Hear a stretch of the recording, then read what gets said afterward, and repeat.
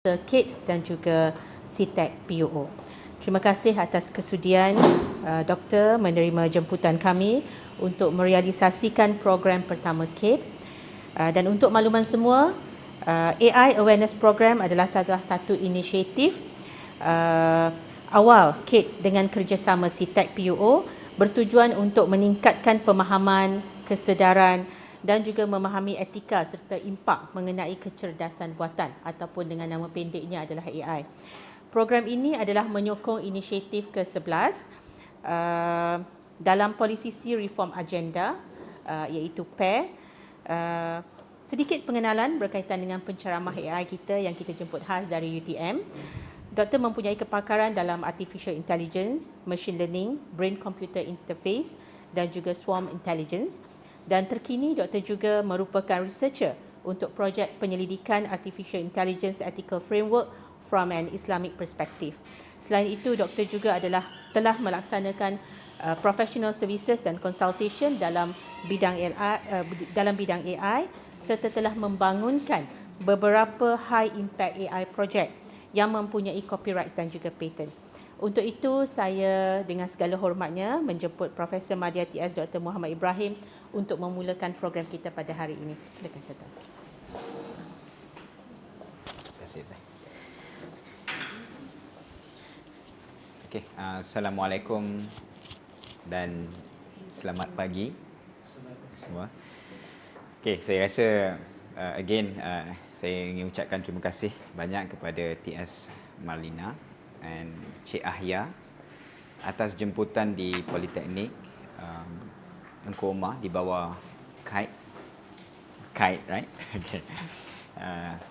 So again, saya ucapkan terima kasih untuk kita ada sedikit kerjasama untuk melihat bagaimana AI boleh dilihat dalam konteks how it been advanced and on my specific topic kita akan lihat on research on AI, on how to advance the industry basically.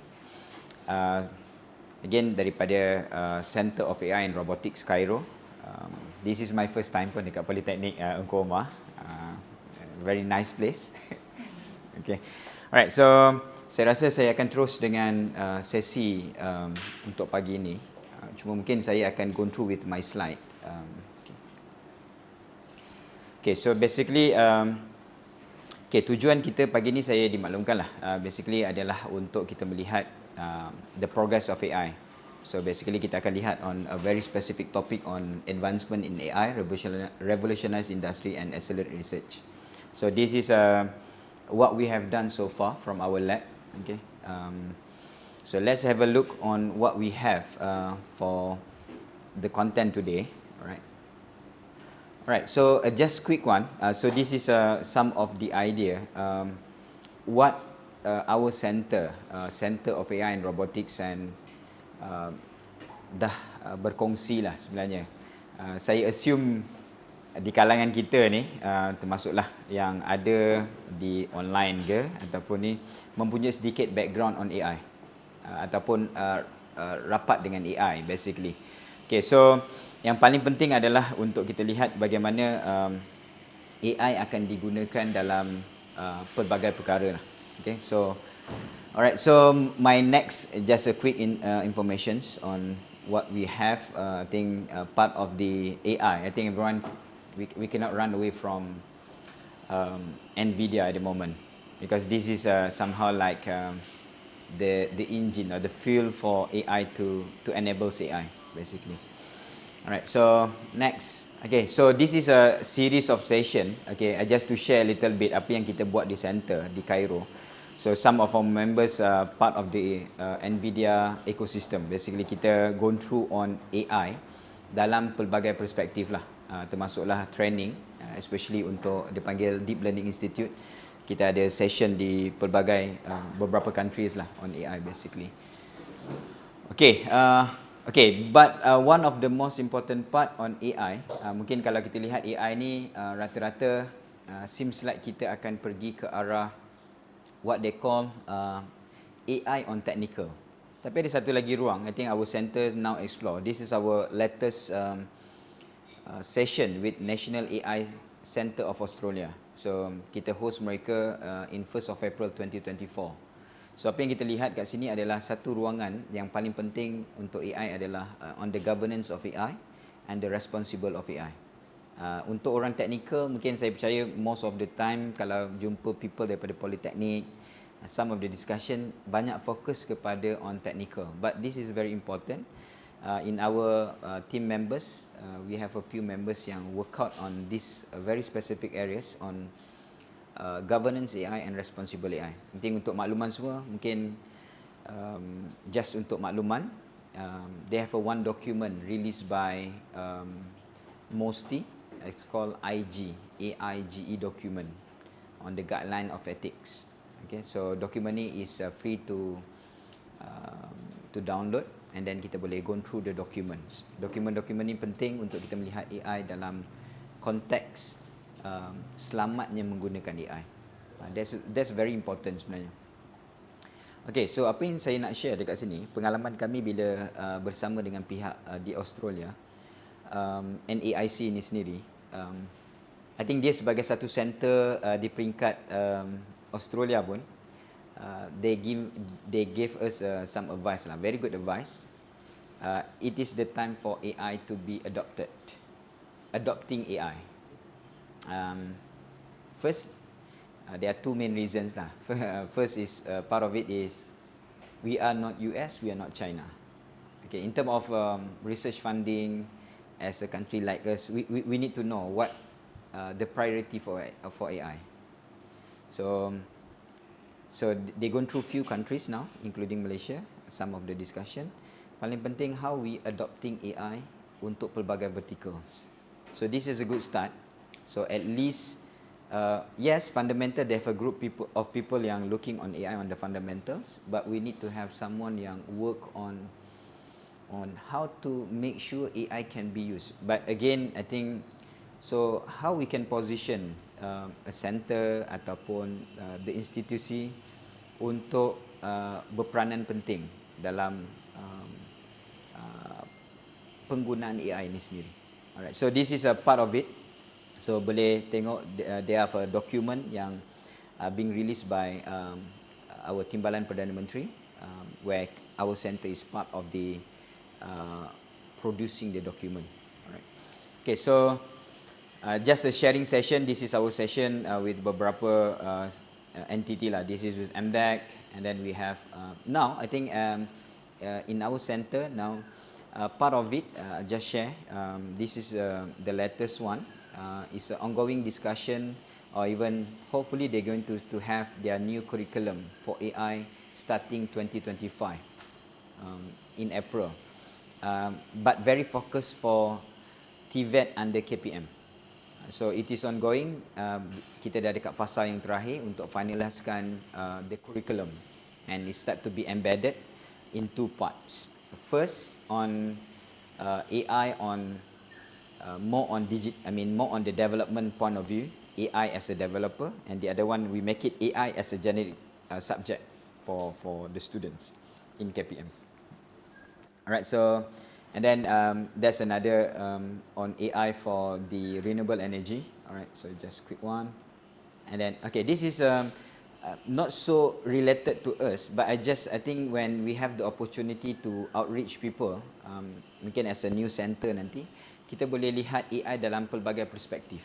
This is one of it. Kita lihat on AI for social science and arts. So this is with Aswara, but I think they make a very fast move. September 2023. Sebab nanti one of my slide kita akan lihat the effect of AI to the area of like people yang menulis lirik, mereka yang menghasilkan skrip-skrip drama. This is very related to them. Okay, so macam mana dia, I think yang paling penting adalah mereka realize after the session they start to change the curriculum. So bukan saja daripada our center, kita team up dengan beberapa agensi, termasuklah daripada UiTM untuk melihat bagaimana mereka mengubah kurikulum dalam masa yang singkat untuk pastikan program-program dia relevant. Okay. Okay, next, this is our recent project with TNB, and this is more on AI for the organizations under PMX office, under Yadim office. Macam mana menggunakan AI untuk kerja-kerja admin mereka. Okay, and then this is the latest one. Mungkin jauh sedikit, tapi pihak-pihak seperti ini pun memerlukan support. This is bersama dengan pejabat Mufti Kelantan, basically. So how they want to see AI will affect the process menghasilkan fatwa, contoh. So this is the idea how we reach them. Okay, so as a center, this is our center. On the top right tu kalau kita tengok, kami daripada KL campus as the head of the main office, and we also have the office in Skudai campus, basically our center of AI and robotics. That's our members. Okay, 10 of us at the moment. That's why agak mencabar. We are very small, but I think we are considered the catalyst for some of the AI initiative in UTM. Then this is where kita maintain with a small group. But more surprisingly, I'm not sure kalau di Polytechnic Ungku Omar, all our members, none of them are from computer science. All are from electronics engineering background. So we see AI in different perspective. That's why we so much inclined kepada automations, robotics. But soon, the needs of AI to be seen more, I think we start to have people from computer science background now. Okay, so that's very important because they have their own angle to be tackled and to see on the specific elements of AI. Okay, so this is the facilities that we not easily being granted, but as times goes, kita slowly develop our facilities lah. This is the one that we have now worth up to 5 million ringgit. A very small data center. Even with the generative AI, we are struggling so much with these facilities on the AI. So on the left side, mostly we are running for AI modeling. On the right side, we are running more on the, kita orang ada beberapa di center, kami ada beberapa project, dan kami define our project di university sebab kami realize, I think after all our experience doing some of the industry project, consultation, project developments, university they have a specific roles. So I may share here, kalau kita lihat nak buat macam-macam, but we are now very so much focus untuk on POC and some sort of like a consultation work. So that's mean bila kita berjaya buat, biasanya contoh they have a few project, kita give like a 3 months project. I mean we demand to have 3 months project with a certain amount, 20 to 50k just for the 3 months, and then we deliver within the 3 months, and then to scale up and to commercialize, it's not us. We need to partners with the system developer, but know-how, all the system understanding, we have the know-how, and we are start to consult, not as a simply consultation, but we share on how to make it right or make it things happen. So this is our lab. We established since 2018. At that time, very small PC we have. We start with the GTX station. Sorry, not DGX station. We start with the GTX graphic card with the 2 cards, and then we expand year by year. Alright, so okay, sebenarnya untuk hari ini on the awareness lah. Okay, kita akan lihat beberapa perkara lah. Pertama, kita akan lihat on the objective, why we are discussing AI today, and see on AI and ChatGPT in brief. Hopefully this is more closer lah, because I think one of the reasons, I think saya ada satu time frame on the AI punya progress, and one of the reason kenapa I think like our center, our members, mungkin like semalam kami ada 4 orang pergi tempat yang berbeza just to share on AI. So that's the reason I trying to bring on the perspective of ChatGPT. Sebab when talk about AI, maybe not in the Polytechnic as a lecturer ataupun tenaga pengajar, AI tu more than ChatGPT. But I think when we are reaching people outside, the point yang very close to them, sebenarnya ChatGPT saja. Then they start to, oh, that's AI. Alright. Other than that, they cannot imagine what is AI. Even dia jumpa robot yang tak boleh buat apa-apa, just a physical robot, oh, that's AI. It is not, right? Okay, so perkara-perkara tersebut kadang-kadang kita ada ruang untuk share supaya masyarakat kita semua faham on AI. Dan dia penting sebab dia bukan macam teknologi lain. Come and go, but this technology will retain with us. I think until end of the day, most probably, because this is like they're trying to replicate on the brain anyway. And then kita akan lihat any technology come with the opportunity and threat. And then kita ada some of the application, and then the second last part kita akan lihat on the ethical considerations and more on the what's next. There's a very good finding daripada Microsoft and LinkedIn about AI readiness in Malaysia. Okay. Alright, so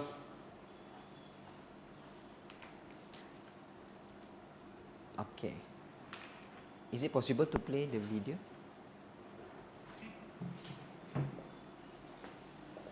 I think it's better for me to be here. Okay, this is just. Do you have a sound?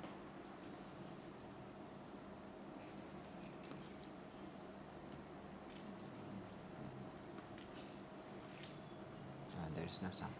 It's okay.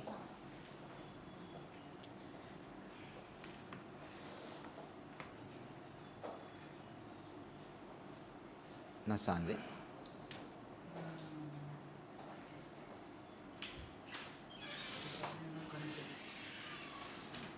HDMI is already there, right? HDMI without sound. Okay, it's okay. But I have a few videos. Most probably we need to skip on the videos later, but it's okay. Okay, let's have a look on. Okay, so basically this is the simplest ones lah on the AI.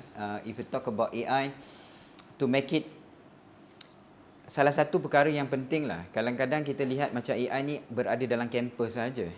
Sebenarnya what our center trying to do now, kita trying to outreach people outside supaya more people start to understand AI. Sebab penggunaan AI yang betul tu sangat lebih penting daripada kita punya very specific focus untuk menghasilkan curriculum AI.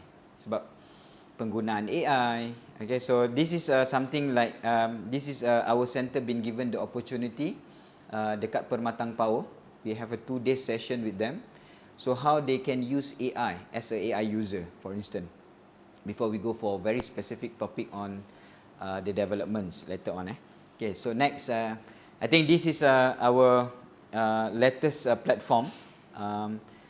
This is we developed in the lab since June 2023 and become a very simple system. This is our virtual assistant. Okay, so kalau you all, siapa yang nak cuba boleh scan the QR code, then you are communicating to our center virtual assistant. Her name is Mira. Okay, so Mira akan menjawab semua persoalan-persoalan berkaitan dengan center in your, I think straight away to your WhatsApp, I think. Okay, so if you are asking Mira, Mira akan respond in any other, it depends what language you are asking. Kalau you asking dalam Jerman, they will talk in German or any other language. Okay, maybe if you want to try. Okay, so the purpose, that's why dia punya idea dia, awalnya kami gunakan ni adalah untuk bangunkan satu sistem untuk membantu what we call as, therefore one government agency, they're trying to summarize their report yearly basis. Okay, so what we did is basically kita bangunkan the whole LLM for the agency, so that bila dia ada satu a very thick report, they want to summarize. And then they get the report straight away. So as we develop more and more, the requests coming from different angle. Oh, so I think now your report can communicate with us. Why not you make it like something more on a virtual assistant? So ini yang kami gunakan, dan sekarang know-how kita cuba go through on the very specific on the LLM developments. Contoh untuk menghasilkan our own large language model. Okay, based on contoh kalau kita boleh lihat, kita ada beberapa platform open source, the Llama 3.1 from Facebook, kita ada Mistral. They have a few platform yang kita boleh start. So they have a 3 parts lah. From my perspective, this one is very straightforward. It's called knowledge embedding. And then now we start to work on the fine tuning. And then you can start talk about LLM customizations, where you're going to have your own specific LLM model. Alright, so this is what we did. Okay, so for the purpose of sessions today, so we have first part to overview of AI in brief, and application and ethical, and then prepare the importance of AI for future workforce and trend. Okay, contoh bahagian yang kedua ni kita akan lihat as a perspective of tenaga pengajar lah, pensyarah. So bagaimana kita sekarang menggunakan AI ataupun student kita menggunakan AI and how we deal with them. So it is more important nowadays. Kenapa kita risau? Rupanya kita marking all the assignment is completely AI generated. That for sure, dan dah berlaku pun. Kalau I think pengalaman kami duduk bersama dengan pensyarah-pensyarah yang mungkin tak berkesempatan untuk tengok on the progress of AI, mungkin daripada social science, but there are very advanced user pun, but they have some yang memang, oh, this is AI. So the point here, they realize yang dia marking student punya all the assignment it is AI generated.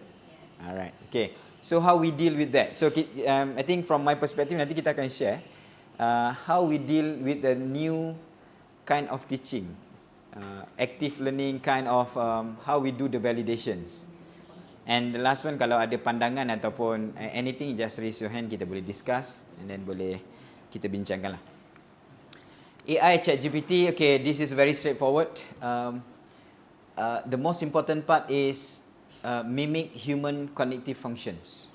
Okay, so even I think as academician kita akan lihat on 3 main domains: affective domain, your psychomotor domains, and cognitive domain. So very clear. I think this is one of the best definition.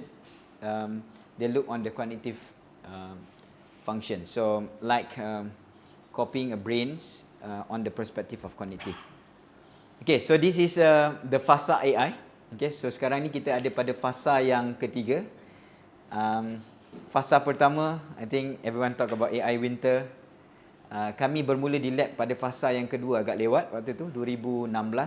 That's our first purchase on AI di Lawyat Plaza. Waktu tu kami beli GTX station, GTX GPU card. Abang datang mau beli graphic card, mau main game apa?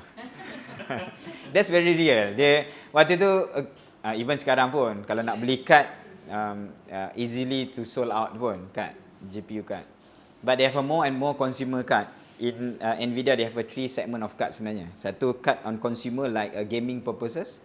Second they have a rendering card like Quadro family yang buat kerja-kerja AI. AI adopt Illustrator punya kerja. Yang rendering, and the other card is mainly for deep learning. So this is the 3 segment. The third segment this is where we need to invest to have a good GPU card mainly for deep learning. Contoh card-card yang seperti A100, V100, next year B200, okay, Blackwell punya families. Okay, so this is a 3 segment. Cuma mungkin kita boleh share sedikit lah pengalaman kami. Mungkin kalau kita lihat yang fasa kedua ni, kita berakhir pada hujung November 2022. Cuma fasa ketiga ni, I think they have 3 more segments, 3 sub-segment. The first one, we are now in ANI, I think, ataupun kita panggil Artificial Narrow Intelligence. 2027, 2030, we are expecting to have what they call AGI, Artificial General Intelligence.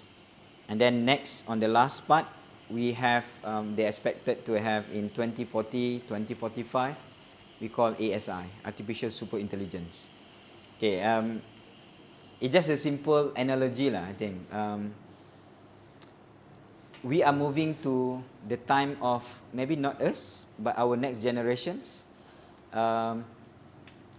In the year of like what we see for Nobita and Doraemon. That's like comics, but that's the future. Now, if you look on AI, everyone talk about physical AI. Physical AI means they start to have their readiness on the humanoid. I think last 3 weeks, siapa follow Elon Musk, dia punya robot parade. They run all the robots on the parade with the car without steering, without a pedal.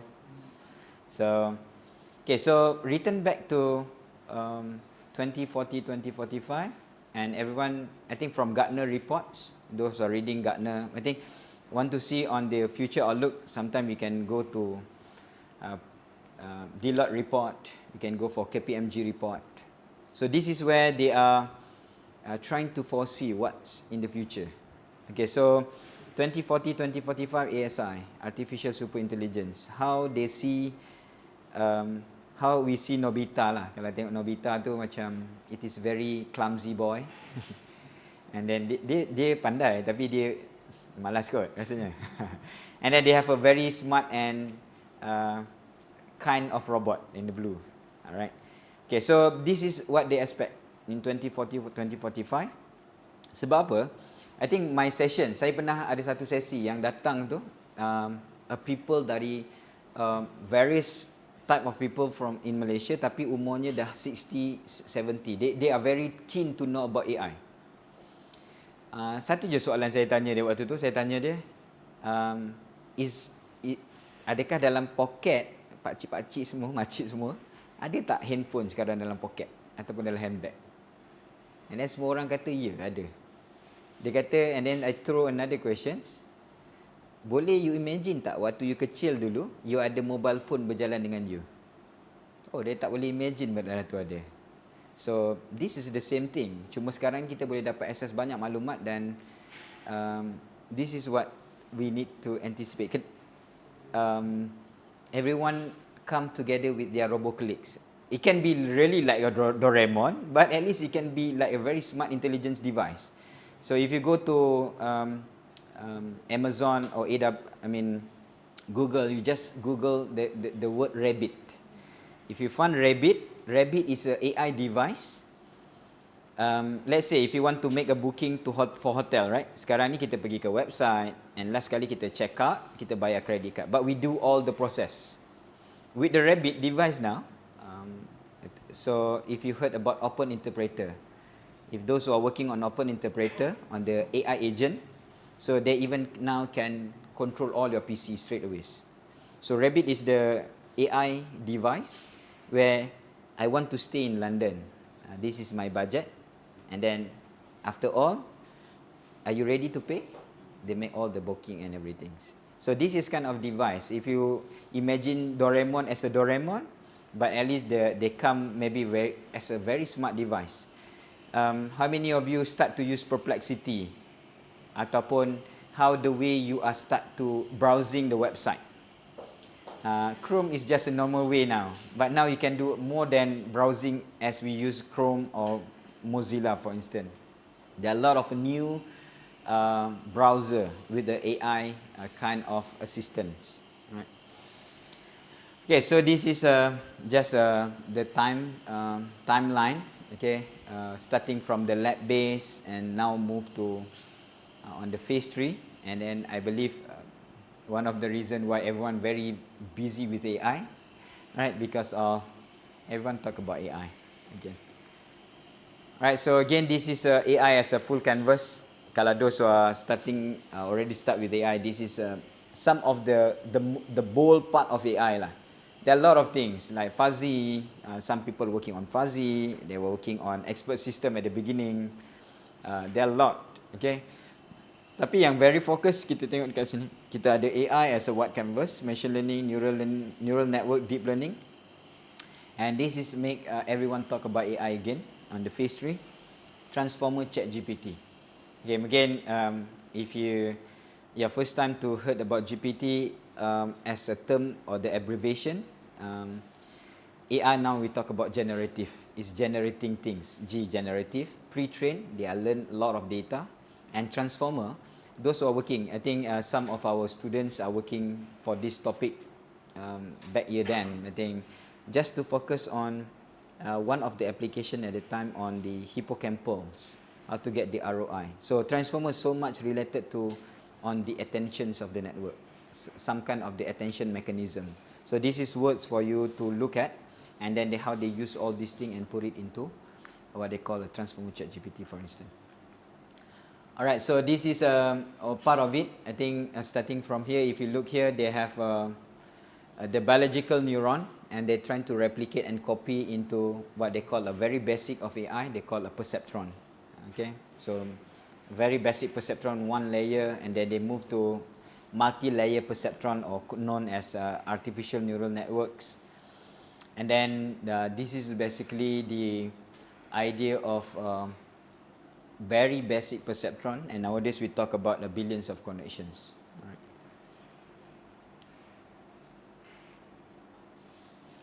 Okay, so this is basically a simple video. I think it's okay.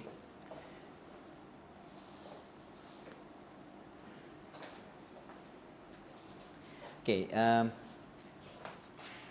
this is where we have, I think it is not new to maybe most of you, but again, this is like a playground for a very simple kind of MNIST data set. You are supplying the image.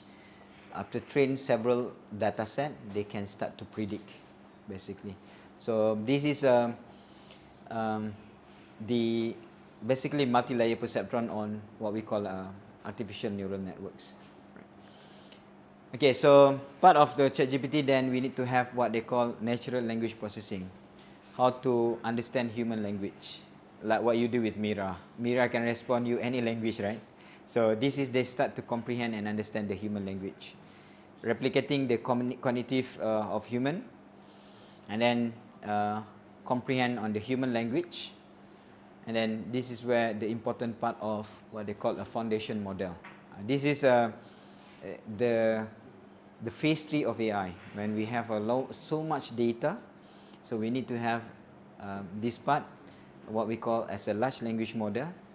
But the most important part before we can go to here, we need to have a good infrastructure. So part of it, we need to have a good computing server to develop or to train our model. If you heard, if you talk about the Llama 3.1, the smallest model is 7 billion kind of weight. You need to have a sufficient size of a GPU. All right.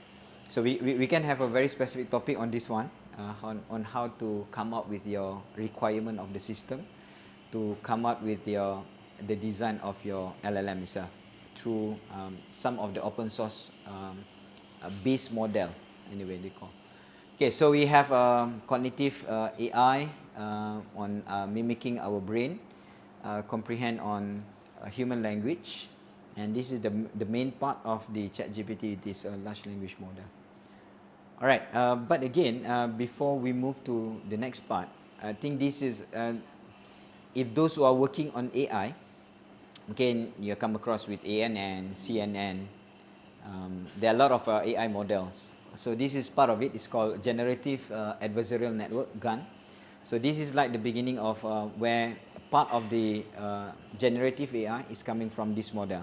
Okay, what I want to share, just jump to the next one. So if you look here, this is where they include or randomly insert a noise. If you see some flickering at the beginning, they inject a noise, but they can generate a lung image. The reason why, because any medical data set, if you're working on medical data set, you always can get a good number of sample for people with disease. Tapi orang sihat tak pergi hospital buat MRI. Doktor, saya nak MRI boleh tak doktor? Orang yang sihat pun tak nak pergi hospital. That's the idea lah. So this is the model where we use generative adversarial network somehow for producing the data, so that we start to have a balanced data.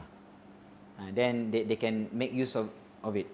So this is the idea. Some of the earliest model on AI, we start with, there are more, including the transformer mechanism, generative adversarial network as a part of it. So this is all the component. If you talk about the generative AI, this is a part of the component of the generative AI. So they are very complex model to produce one very large or the foundation model we call. Okay, so just a quick one, I think, on the history of ChatGPT. 1955, that's why you see the word transformer 2017 by Google. So this is the breakthrough somehow in terms of, they are like a mechanism, how when they have a lot of data, how they can start to focus or give more attention on what's next. So this is I think recently one of my student or some of our student, I think we are working on a very specific transformer with the diffusion model. So they are very powerful. You can imagine if you're being applied in computer vision, you can imagine like dia, istilah mudah dia seperti satu mikroskop yang boleh zoom in on very specific informations.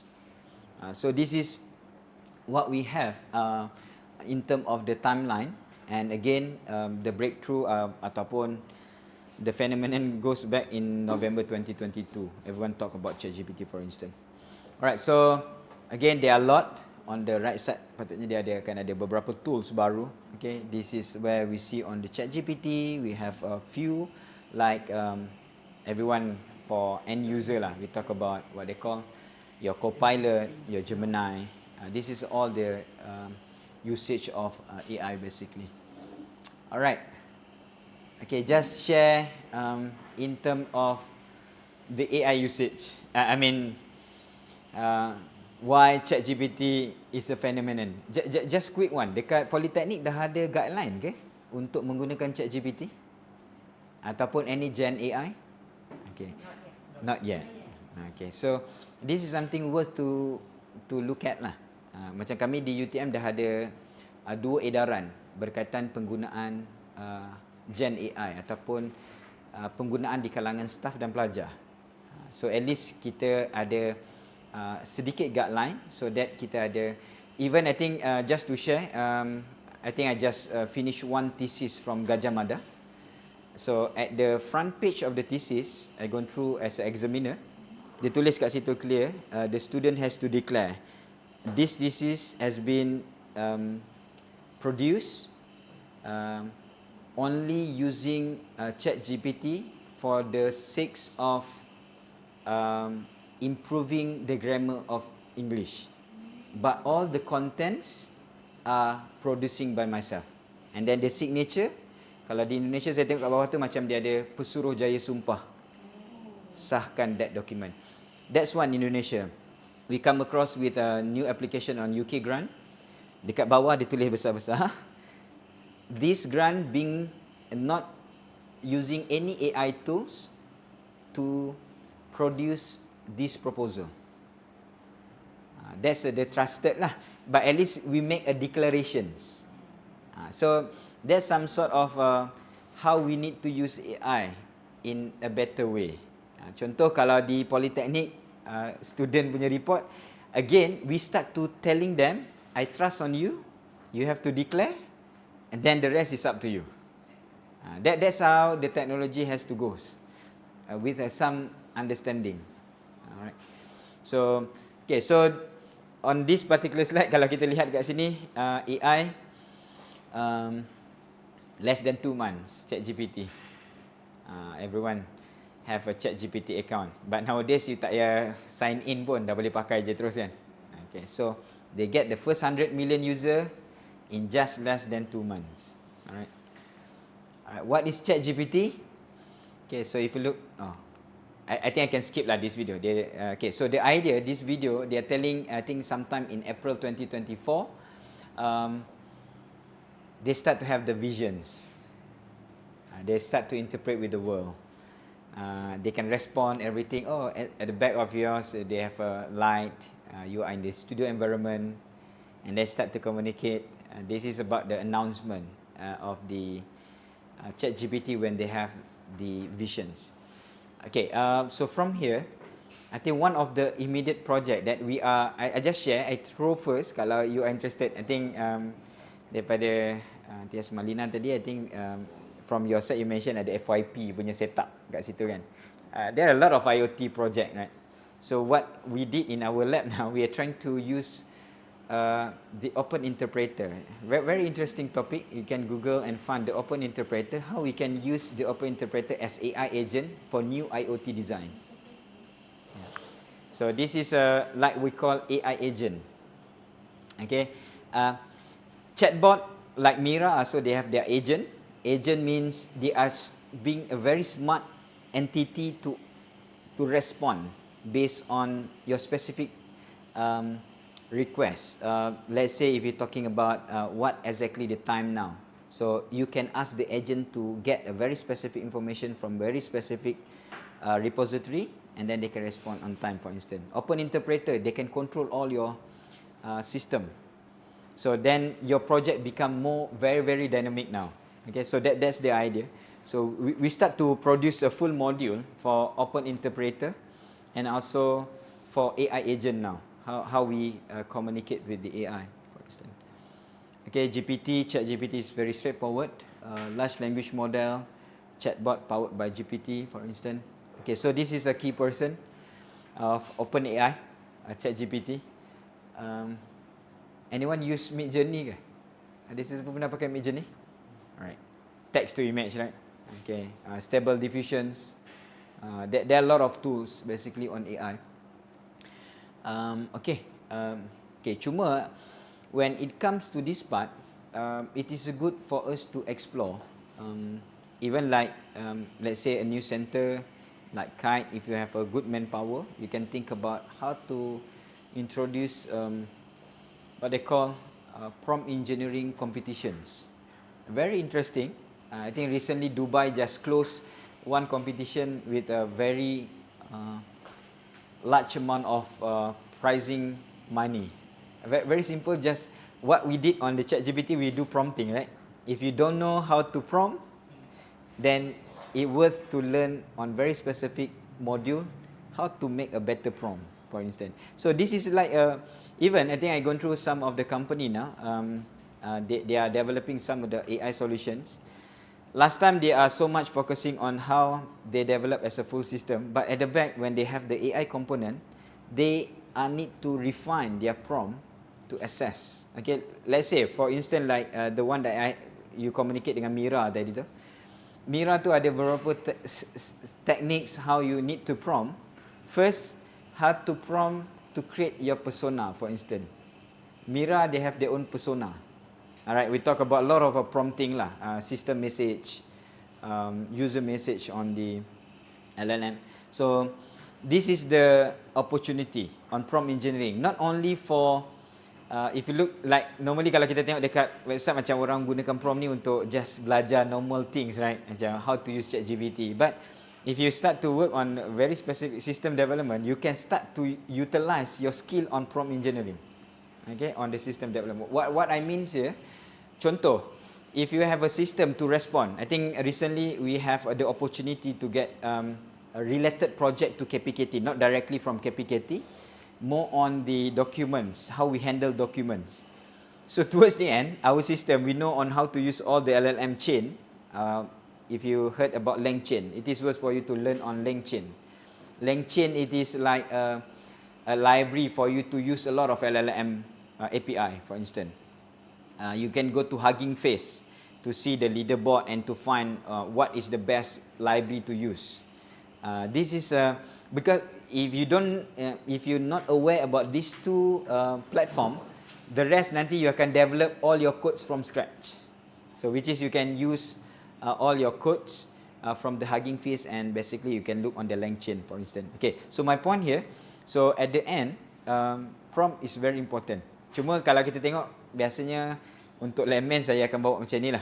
This is a real salary for what they call people having the prompt engineering skills with their base salary. Okay, the breakdown and the total, the range. Okay, so if you look the best pay, but again all this is the salary goes on the Google kalau kita tengok. Okay, but this is real. That's why waktu awal tu, waktu kami di center ada ruang untuk share on the social science and arts, kami ambil ruang ni untuk share dengan dia what AI is all about. So they start to think about, oh, I need to change my curriculum. Okay, contoh kalau macam kami, slowly now, what we trying to do now, we start to embed AI generative tools, even though student can learn from outside, but if they not properly learn, maybe they takes longer time, but if they come to class, at least all the student in university or polytechnic, for instance, they can learn AI. Okay, so this is example. Hollywood writes a fear-losing work to AI. Okay, this is real. WGA's strike might be ending, but Hollywood fears on AI is still there. Okay, so kat sini dah ada kelas-kelas prompting ke? Pernah ada? Belum Okay. It looks macam jauh daripada technical, tapi once I join, basically our center sebenarnya tak buat pun prompting ni awal-awal. But the demand come to us, can you teach us how to prompt? So bila I think we allocate some staff to look on the prompting, that's really a useful part of the AI as well. Okay, so very simple, can talk about text completion. If you talk about Mira development, at the back there are a lot of prompting strategy we need to come out, so that when Mira respond to you, you will see like Mira is really answering your questions. Alright. Again, because of the prompting at the back, so from all the feedback, kita boleh refine the prompting.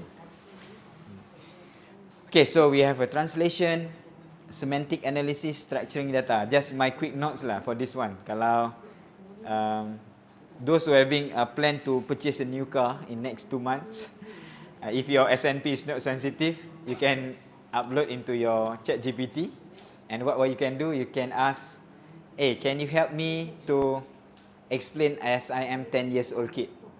That's one of the trick using ChatGPT, right? Okay, so that's one of the idea. Tapi paling penting, kalau contohlah kita nak belajar perkara yang baru, for instance, right? So we can ask the ChatGPT, please explain to me, contoh, if you want to learn quantum mechanics, quantum computing, for instance. It's a totally new for us, right? So just find one day outside and ask them to explain to me, as I'm very new to this field. They can help us to learn. Banyak dia boleh ajar kita. Okay, this is a AI ChatGPT application, just quick one. This is work productivity.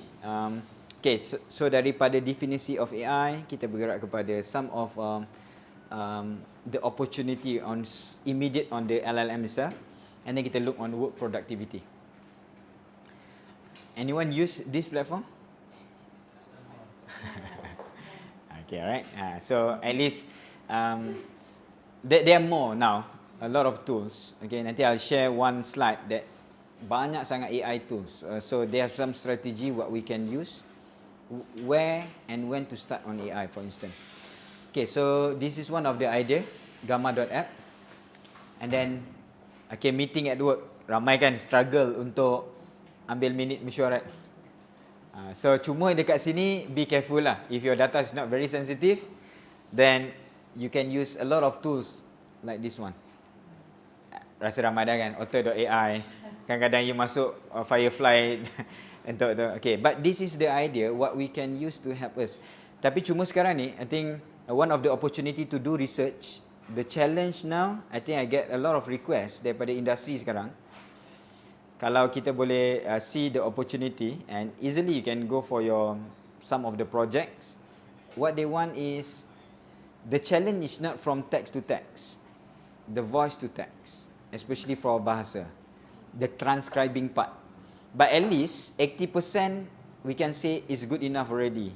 So that means your kerani ataupun yang menyediakan minit mesyuarat tu, dia dah selesai banyak perkara dah.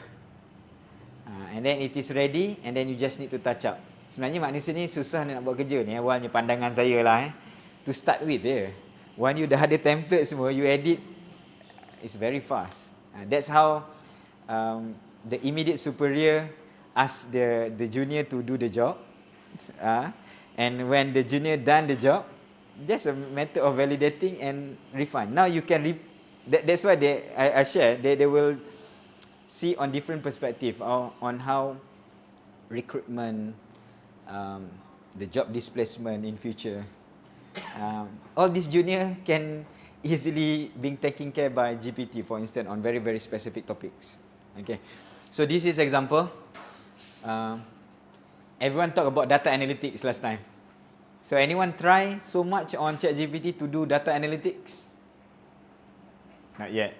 So if you go for the paid version, I think our sessions last time, kita ada satu sesi dengan BIMB Securities.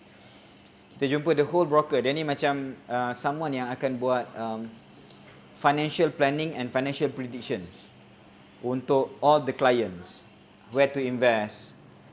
So at least from their side, they said, whatever I share, we have a full module untuk people work on qualitative data, quantitative data for financial planning.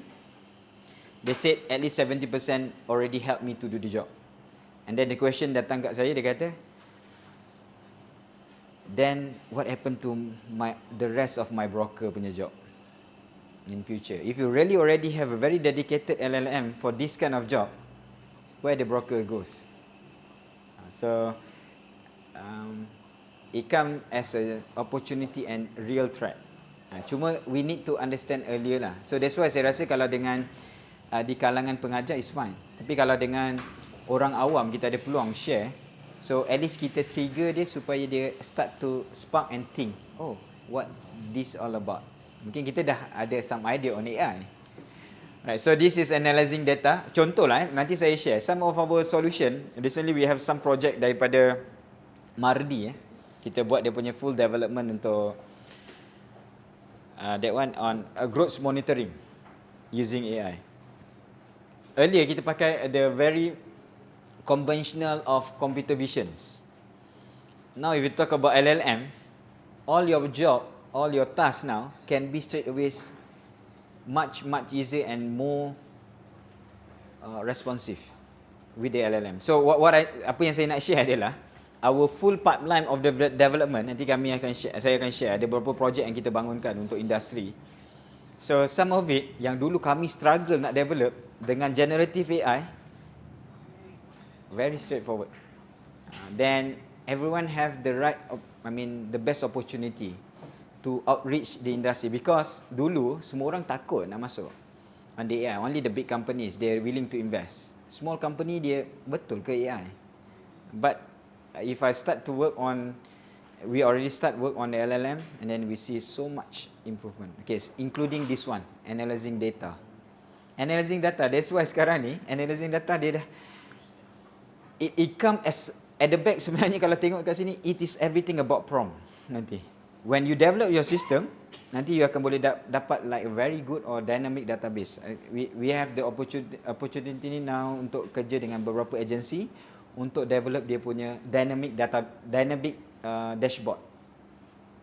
Just I want this, the dashboard start to change. So this is come again with the prompt, for instance. Okay, ni analyzing data. Okay, very simple now. Okay, so what we have next? Oh, lanjut. Okay, this is like on the AI tools. Okay, ini apa yang kita buat. Kalau dekat kami dah start propose.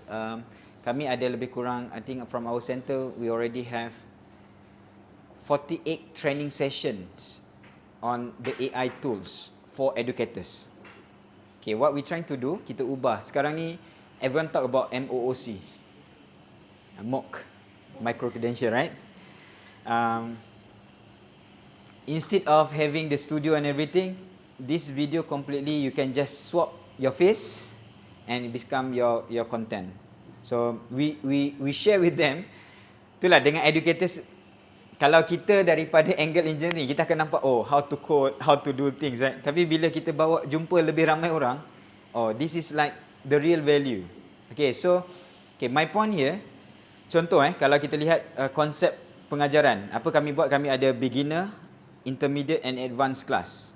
How we prepare dia punya very specific chatbot untuk student start bertanya on that specific topic. So student masuk kelas, dia dah boleh tanya all the contents and everything. So kita dalam kelas dia tak macam dulu dah. Dia dah boleh access all the informations. And then more on active learning. Contoh kalau kita tengok untuk the directions, you all boleh Google satu dia panggil Han Academic Group. It is supported by Bill Gates. They are accessing a lot of countries now, not yet Malaysia. On extreme case, they have some what they call country yang melihat kita ni pensyarah relevan tak lagi. So at extreme case, I think I read about one of the Australia school, private school. They're trying to reduce. Kita, alhamdulillah, on the what government agency, mungkin keperluan kita mungkin penting untuk bukan saja mengajar, tapi on this operation school, they don't need teacher anymore. They said extreme cases. Sebab dia kata, you just to get input, your teacher now just need to be a facilitator. Yelah, it's not university, it's just a school. They get to access. Kami ada peluang last time di satu sesi dengan Astro waktu tu untuk access satu sekolah baru yang dibangunkan untuk menggunakan the whole technology. So they want to see on how the latest AI to help on the teaching mechanism. Okay, my point simple je. So maknanya daripada very simple things, contoh kita tahu student kita copy the video, get the assignment done, everything from the AI platform, and then suddenly we are marking, alright. So bagaimana kita mengajar ataupun kita ajar dalam kelas sekarang? Okay, contoh sekarang ni kita memang allow dalam MQA, kalau you all follow reading on the MQA, dia tulis very clearly, please encourage your student to use AI tools, something like that. So the encourage come with the responsibility. Kalau we encourage tapi kita masih access macam dulu lagi, it is bahaya lah. And then apa yang kita boleh buat simple. Kalau you follow Hans Academic, they have a lot of suggestions of future academics. Allow student to use, but at the same time you ask them as simple as do the presentation. Every one of them need to present. So maknanya kita punya komitmen dalam kelas more on involving with the student on the participations, and active learning tu lagi penting sekarang berbanding informations. So bukan apa, towards the end kita boleh confirm that the student really understand what they are get from the teaching. Okay, this is one example. Kalau kita lihat kat sini, a video for teacher. Okay, this is just some video. I think we share very simple content. Ni macam mana pakai AI tools lah. But again, apa yang kita buat sekarang ni, kita gunakan tools-tools ni, kita masukkan, cuba bawa jadikan satu simple embedded content dalam subjek-subjek umum. Okay. Okay, historical video, buat video. Okay, kalau this is just on the, okay. Okay, this is our session last time dengan satu sesi dengan pihak MDEC, how they start the business for small entrepreneur, text to text, okay, untuk dia punya bazaar. Okay, and then this is where they have their what they call a marketplace. Okay, that's why the unique part on the prompting. Once you know, semua orang prompting kan? Tak ada Okay. It's like your second brain, right? That's why they call the generative AI as your second brain. That's mean superior with your junior. Junior is become ChatGPT now. And then they respond to you. Oh, I don't like this one. We keep iteratively improve our prompting, right? So the unique about prompting, you may ask several times. Sometimes you get different response. Naturally, because of they have a lot of element of uncertainty. Like a generative model, you inject the pseudo random, and then they produce something. So similarly, like this one, dia jadikan satu marketplace. So that's mean dia dah cuba lebih kurang katalah 100 atau 200 kali kaedah untuk prompting on that specific topic. What I mean here, kalau kita tengok dekat sini, nak buat on startup, so dia dah belajar what is the best prompting for startup. Dia dah test a lot of things. So apa yang I share to my students sekarang, you all boleh jual you punya prompting tu dekat marketplace. Because prompting is not easy. Siapa yang betul-betul dah prompting, then you realise this is a very challenging part. Sampai you rasa every time you ask dia akan consistently giving you answer yang you expect. That's a prompting. That's why kalau very simple, I think we can see on how to have the prompting competition. Even prompting, just to first mungkin kita nak dapatkan people know about prompting, but at least yang tak nak tahu pasal prompting ni, dia start to aware, oh AI ni. That's the thing. Very simple activity we can do in campus. Menang dapat RM300 contoh. We have already done that before. I think last 3 months. Okay. Kita ada pertandingan LOL is about prompting. Okay. With AWS. AWS. On any specific platform? Yes, AWS. Bedrock? Rasanya ya. Okay. Sebab I think AWS they have a lot of platform kan, basically. Okay, alright. Okay, so this is the idea. So this is something yang worth untuk buat supaya mungkin kadang-kadang bukan orang daripada teknikal. Sebab AI ni dia kena outreach. As a center, we need to outreach people away from daripada apa yang kita nak buat. Okay. Sebab dia dah start to understand, then kita akan dapat a lot of informations from them. Text to image, okay. Dulu kan mahal kan nak panggil cameraman. Anyone spot gambar yang bukan AI generated?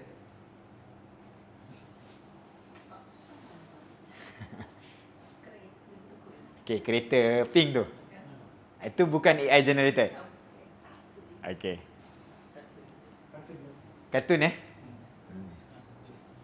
At the back? Semua AI generated. Yourself. Anyone not AI generated? Ambil pakai kamera. I think semua AI generated. Satu ni ada satu, saya disclaimer dulu lah. Satu ada satu yang bukan AI generated. Gambar dia ambil daripada kamera. KLCC segambar yang dia ambil daripada kamera. And the rest semua adalah AI generated. So that's how bukan apa kalau nak to introduce the entrepreneurship part sekarang ni, this is the easiest way. Student can introduce and go out, share on how to generate, how to use AI properly, and then they can come up with a good ideas. Contoh comics ni is AI generated. Ni saya buat semua ni. Saya pakai Midjourney anyway. Just to understand how it works kan. Kita kena feel lah dalam tu. So but now I think the end game of the prompting, again they call like a dead horse lah juga, sebab AI getting smarter and smarter, but this next few years prompting is still very important. Alright, so gambar burung ni nampak macam real. This is a real Midjourney punya generated. Ada sikit. Dah beritahu dia nampak AI. Biasanya yang muka, but now if you look those who are really prompting sekarang, gambar karakter human yang paling susah sebenarnya, but now you will see really like human dah. Okay, at the back banyaklah kat situ teknologi yang kena work out on. But I think today, like if you talk about deepfake, I think I read a few on this is deepfake. But again, they have still opportunity untuk kita determine at the pixel level, AI no AI. Okay, contoh lah, saya just share sedikit. Kalau kartun ni, I think this is a very simple for our student can make income generations. Dulu kalau I think I gone through some of the government agency, diorang ada bahagian marketing ataupun at least corporate untuk share the informations. Which is they hire a lot of company untuk buat all this content. So first either the company go with AI ataupun dia soon lost the job. Or we create a new job opportunity for our student to bila dia habis dia boleh pick up all this new job. So maknanya kelas-kelas entrepreneurship sekarang getting very interesting sepatutnya. Alright. Sora. Anyone use Sora? Text to video.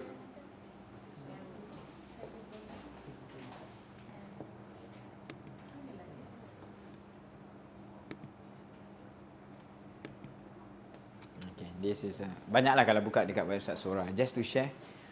So mungkin this semester, if your students start to present, let's introduce them all these tools. They will come up with very creative idea. Kadang-kadang budak engineering ni dia bagus, tapi bila bab kadang-kadang nak ni dia, it is good. I say, tapi cuma with the tool, let them use the tools.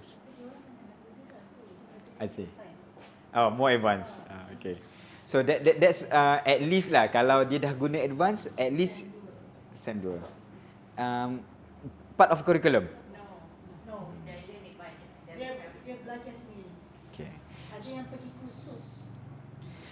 So why not kita yang jadikan dia kursus? That's the idea. Sebab memang like it or not, biasanya I think I've gone through few lah, dengan beberapa pensyarah pun. Oh, my student are very advanced. to use all these things kan. Tapi why not kita ambil this opportunity. Kalau di Polytechnic berapa persen you all allowed to change the curriculum? I mean for the subject. 30%? Ya. 30 kan, sama. Kami pun 30%. So what I want to share, contoh this semester I'm teaching advanced programming. The way I'm teaching advanced programming pun dah lain dah. So my student I allow them untuk pakai, anyone use GitHub Copilot? CAAiT? This is like we call a Devin. Those who are following Devin, it is a new AI engineer. Really can write a code. But mula-mula kita tengok dia macam hype. But now I think Copilot they have a lot of limitation. Dia tak boleh access multiple files. AWS Whisperer, you bisik-bisik keluar code. Okay. But I think one of it now, I think saya sendiri pun attend the class just to understand how really developer outside make a system now. So this is something yang memang akan mengubah cara kita mengajar dan like us samalah 30%, but I said to my head of department, I said this is the time student cannot be assessed the same thing anymore. So advanced programming now they can complete a very complex project rather than last time. Sebab last time kita ajarlah satu-satu semua, but now just use it. Tapi dia ada what we giving, apa yang kita offer the first 4 weeks is more on the fundamental of all the tools they need to know to be a very good programmer. Alright. Okay, this is one of the site kalau you all nak ambil boleh. Yang mana-mana yang tools yang tengok student pergi kelas tu semua insya-Allah ada kat sini. There's an AI for that.com.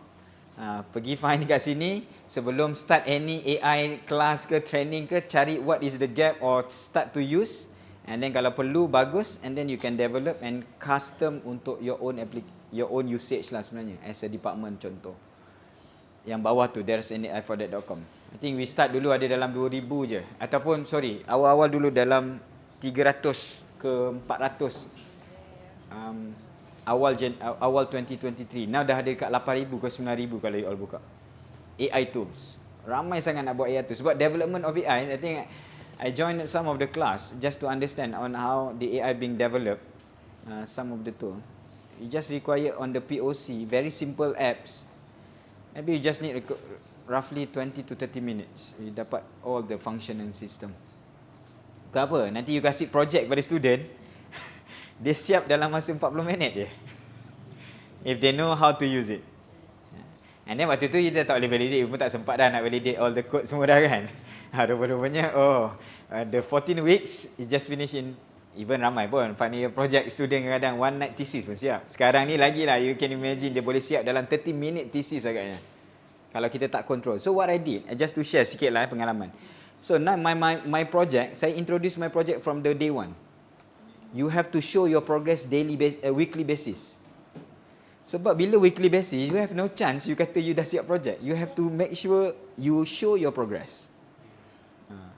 So kalau kita kasih conventionally, okay, minggu 8 start buat project. Minggu 9 baru dia hantar proposal, patah-patah balik. Lalu minggu 12 dia buat project. Lalu dia siap, minggu 14 dia siap. Okay, so be different betul lah. I think I start they share the idea macam mana dia nak buat project, and then they come up with the code everything, especially project based lah. Otherwise you being con je lah dengan dia orang ni. Dah banyak kali pun kan kalau kita tengok FYP pun kadang saya cakap ini lulus cukup lah budak-budak macam ni. Sebab yelah tak best pun baca thesis dia, penat je kita baca. Okay, so this is some of our project kita on AI. Kita start with the infrastructure yang kita ada. This is kita work dengan satu drone company dekat Malaysia, project di Australia, di New South Wales. Okay, kita nak simple project lah sebenarnya at that time. Tapi waktu tu a lot of facilities kita kena develop, kita kena have a good team untuk gerak ni dekat New South Wales. Nampak tak lembu? Ni projek ni lebih kurang 5,000 hektar. They flying the drone and then we count the number of cow. Right. So here is the cow. Okay, so idea dia bila kita run of all these thing, 5,000 hektar dia start on the POC. Projek ni lebih kurang asalnya dalam 6 bulan. Tapi end up kita jadi setahun setengah with a very good reason of data collections. Sebab projek collect, nanti I share on the challenge of the development. Towards the end, apa yang dia nak sebenarnya dia nak auto report generation saja projek ni. Tapi the best part projek ni expand. Jadi satu projek yang very interesting. Nak kira berapa banyak lembu yang melahirkan anak pula rasa. Very simple. Kita tak faham. Tapi bila kita orang duduk dengan farmer dekat Australia tu, dah lah tak faham dia cakap apa. Aussie punya English jauh dengan kita kan. Kalau British dengan British accent. Okay, duduk dengan dia. Last kali dia kata, oh, AI can do a lot of things. Yelah, dia bukan tak pandai. Dia pandai bidang dia lah kan. Dia pandai dia punya area lembu. So, dia faham, oh, I think AI can solve this problem. And then kita investigate. Oh yes, boleh. Simple je. Kita do, after all the image recognitions, we do simple clustering. Sebab lembu-lembu yang nak beranak, dia akan run away from the herd. Dia lambat pun bergerak. Jadi dia akan stay, kalau ada 10 ekor lembu satu kumpulan, dia akan duduk jauh daripada satu kumpulan.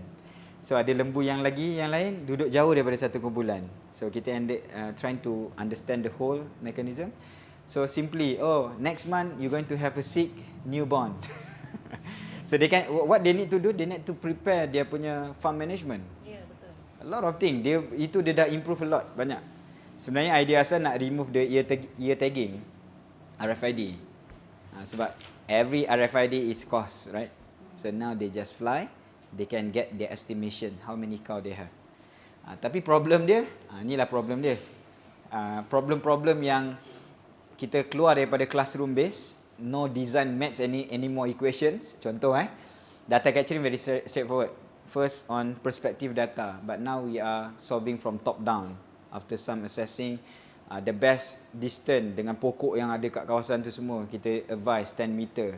Kita ada peluang pergi Australia tak banyak kali, tapi kita ada meeting online. So first visit tu kita dah kena capture semua apa yang ada limitations. And then kita come up with a good idea on data capturing. Climate change, data collect waktu autumn, oranges punya colour, daun autumn semua kan. And then they start to predict in winter. So that's why we request to have a 1.5 year punya project. So we cover the whole season. And then we have a very good model.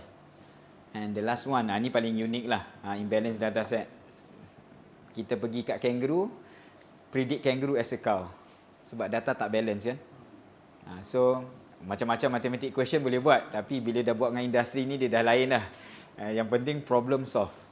So what we did, suruh dia fly dekat kangaroo, kita superimpose gambar lembu je. Towards the end kita nak dapat balance data. Boleh je, banyak lot. Kalau jumpa journal macam-macam jenis equation ni kita boleh keluar untuk balancekan dia punya objective function semua tu. Dah selesai, last sekali problem tak selesai dekat wild boar, babi hutan. Tiba-tiba babi hutan masuk lembu. It is real. Bila selesai projek industri ni memang kreatif dia jadi lain lah. That's a reality. Sebab dia tak kejar kita, you pakai model apa? Dia tak nak tahu. Berapa accuracy? Okay, tomorrow I pay you. Tomorrow I pay you. That's the idea lah. But very interesting. Dan dia jadikan kita jadi macam different from any other, those academician yang mungkin tak ada peluang untuk buat kerja-kerja industri. So that's the idea lah. So kita come out dengan pihak UKM last time. Dia ada some. Doktor, how many drones is it that are used for this project? Okay, so biasanya that's why kami sekarang ni trying to make it very smart move. Kami tak akan buat semua benda. Even drone pun kami tak fly. So that's the drone company punya project. I see. Okay. So dia yang tahu semua pasal drone. Drone tu jatuh ke, drone tu tak terbang ke. Contoh projek ni kami dah ada AI module, kami tak buat pun drone. Kami partner dengan satu company drone untuk telekom. So contoh dia, so dia fly lah semua drone. Saya drone awak jatuh ke apa, I do not know. But the client kata, oh kat sini dia dah tahu, dia dah ada record kan. Okay, kat sini ada 10 antena. So bila kita fly, kita dapat 10 antena. So this is what we did. We come up dengan this system lah. We working with one company as I mentioned. So that's why role university tu, unless you betul-betul nak go for commercial, kami memang ending dekat, okay, we have know-how, kita habis kat sini, it's up to you. You want to scale. Tapi kita boleh still ada IP, copyright, patent. Tapi kita tak cuba buat semua benda end to end. Penat buat end to end ni. Macam-macam. Kalau siapa yang buat hardware end to end, lagi struggle. Dekat tempat tapak tu drone tak fly, ada mak macam mana. Saya tak pernah kepala, company yang pernah kepala drone dia tak fly kan. Okay. Sebab kita very fokus, kita nak tahu apa elemen yang kita ada. Rather than I trying to do everything. Awal-awal dulu kita try buat semua benda. Penat. Very challenging. So that's why kita come out dengan this device. Everyone ada drone. Belah kanan bawah ni ada LoRa dan juga computer vision based AI elements. So siapa nak buat AI dekat drone, company ramai buat drone waktu tu. Everyone talk about drone. Even kata banyak lot of competition. So kita move in very smart way. Kita tak develop drone, kita buat device untuk drone. So siapa nak buat AI, nak test the powerful of AI, they can simply plug in, they get everything on the ground with the AI and then you can generate. Even system development for your portal semua you nak buat sendiri pun okay. You just integrate with our API.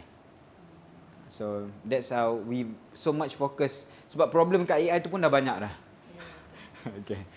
Right, so ni semiconductor, kita work on one of the German company, the expert. Okay. This dengan Siltera. This is kita granted million plus lah project untuk develop the system. Itulah. Hopefully nanti okay, tak apa, nanti saya discuss detail. Okay, so this is how it works.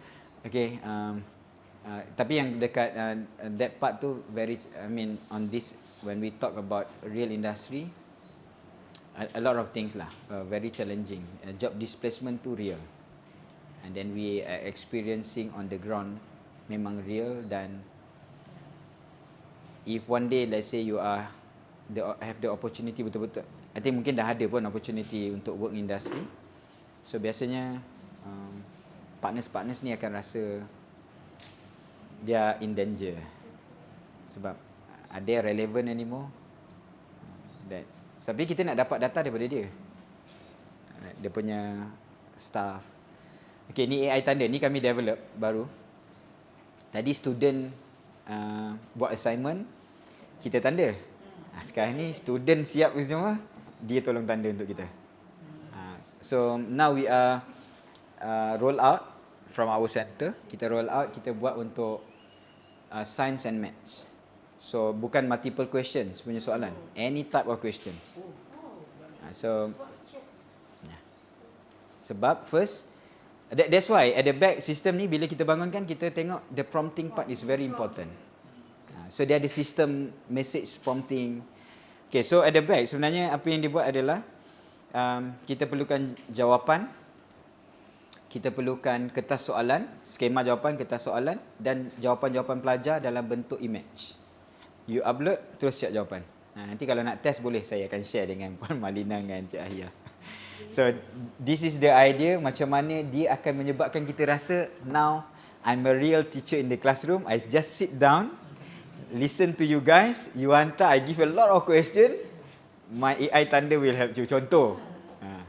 Sebab sebenarnya kita punya role, sebenarnya kalau kita tengok, kita kadang-kadang sibuk sangat untuk mengajar, tapi sebenarnya kita boleh cover on the AI part yang dia tak boleh buat, on the soft touch. Itu yang sebenarnya the beauty of technology sebenarnya pada saya. Okay, this is the AI tanda. Okay, ada masa lagi? Ada. Okay. Satu, okay. Sikit je lagi ni, tak apa. Okay, so this is some of the project lah, thermal inspection. We work on TNB. Okay. Nanti sebab saya rasa ada some is issue untuk saya share detail. Tapi benda ni recorded kan. So okay. Okay, so that's a project. And then this is our project dengan telco on tower mine. Mula-mula dia nak kira antena, but now they want to measure the antenna. So projek ni lama lah. Ini pada saya antara projek paling susah lah nak develop. Just to share on the important parts, I think we need to real understand. I think let's allow us to assess real industry punya opportunity, sebab they giving us different perspective lah. Okay, cuma bila pergi ke sini, we really need to understand the whole AI punya ecosystem. Everyone talk about MLOps. Now everyone talk about LLM Ops. Okay, so macam mana sebenarnya? Sebab AI ni orang bayangkan dia macam it's going to run 100%. From our development to reach 99% tu, it really takes time. So apa yang saya boleh share from our real experience, you need to have a very clear what to be delivered kalau buat project. Sebab biasanya bila talk about AI, expectation 100%. Which is AI memang tak boleh, for me lah, AI cannot easily reaching 100%. So how you make the stages. Project ni we are very so much struggle. Macam mana nak deliver the project. Tapi after we understand the whole mechanism of MLOps, so kita manage lah. How, mungkin nanti boleh ada sesi khas tanpa ada dalam record. Okay. So expectation is different. When they talk about AI, sebab everyone talk macam AI ni dah macam even black box, Pandora box dah. Semua cakap AI ni kan, from my perspective lah. That's why from my move, that's why they say we talk about very specific predictive AI. I think at least they're going to run for another 5 years. From my perspective lah. Walaupun LLM is good enough for some reason. Okay. That nanti kita discuss sambil mengopi. Okay. Alright. Okay, so this is a TVET asset management. This is our latest lah kita buat jadikan. So that's why kita convert kepada satu tool supaya semua orang boleh belajar AI ni dengan mudah. Mungkin macam Polytechnic, you all dah advance. I think kebetulan I bring my team, dia pun ada daripada Polytechnic, dia kata oh last time dia pun dah tengok on Jetson box for instance. Tapi bila kita jumpa beberapa different segment, what is AI? Mungkin this is the opportunity, let's say, to work with your side pun sama. I think sebab dia punya ruang ni terlalu besar untuk kita bergerak. So hopefully ada some good partnership nanti kalau ada peluang untuk kita discuss. So macam mana kita bawa konten-konten ini supaya dia boleh terus masuk ke classroom. Sebab sekarang ni bukan apa, bila kita talk about the AI, they already have a code assistant of AI. So macam mana kita bring up the code assistant together with any type of box macam gini untuk dia boleh cepat belajar. Everyone can code now. Right. So this is our platform lah. So kita come out dengan a very full platform untuk macam mana nak menggunakan AI. From, I think this topic, some of it dah absorb as one full curriculum ataupun satu subjek. Sebab kita cover 5 hari, satu hari 8 jam, 8 kali 5 40 jam. So it almost equivalent to 14 weeks punya curriculum. So starting from the beginning sampai dia habis, dia boleh cuma kita tak cover the theory sangat. Especially kalau dekat bahagian TVET ni, pandangan kami kita akan buat sebab otherwise they see a lot of mathematical. So kita jadikan dia lebih kepada hands on. So that dia rasa oh this is AI what I want.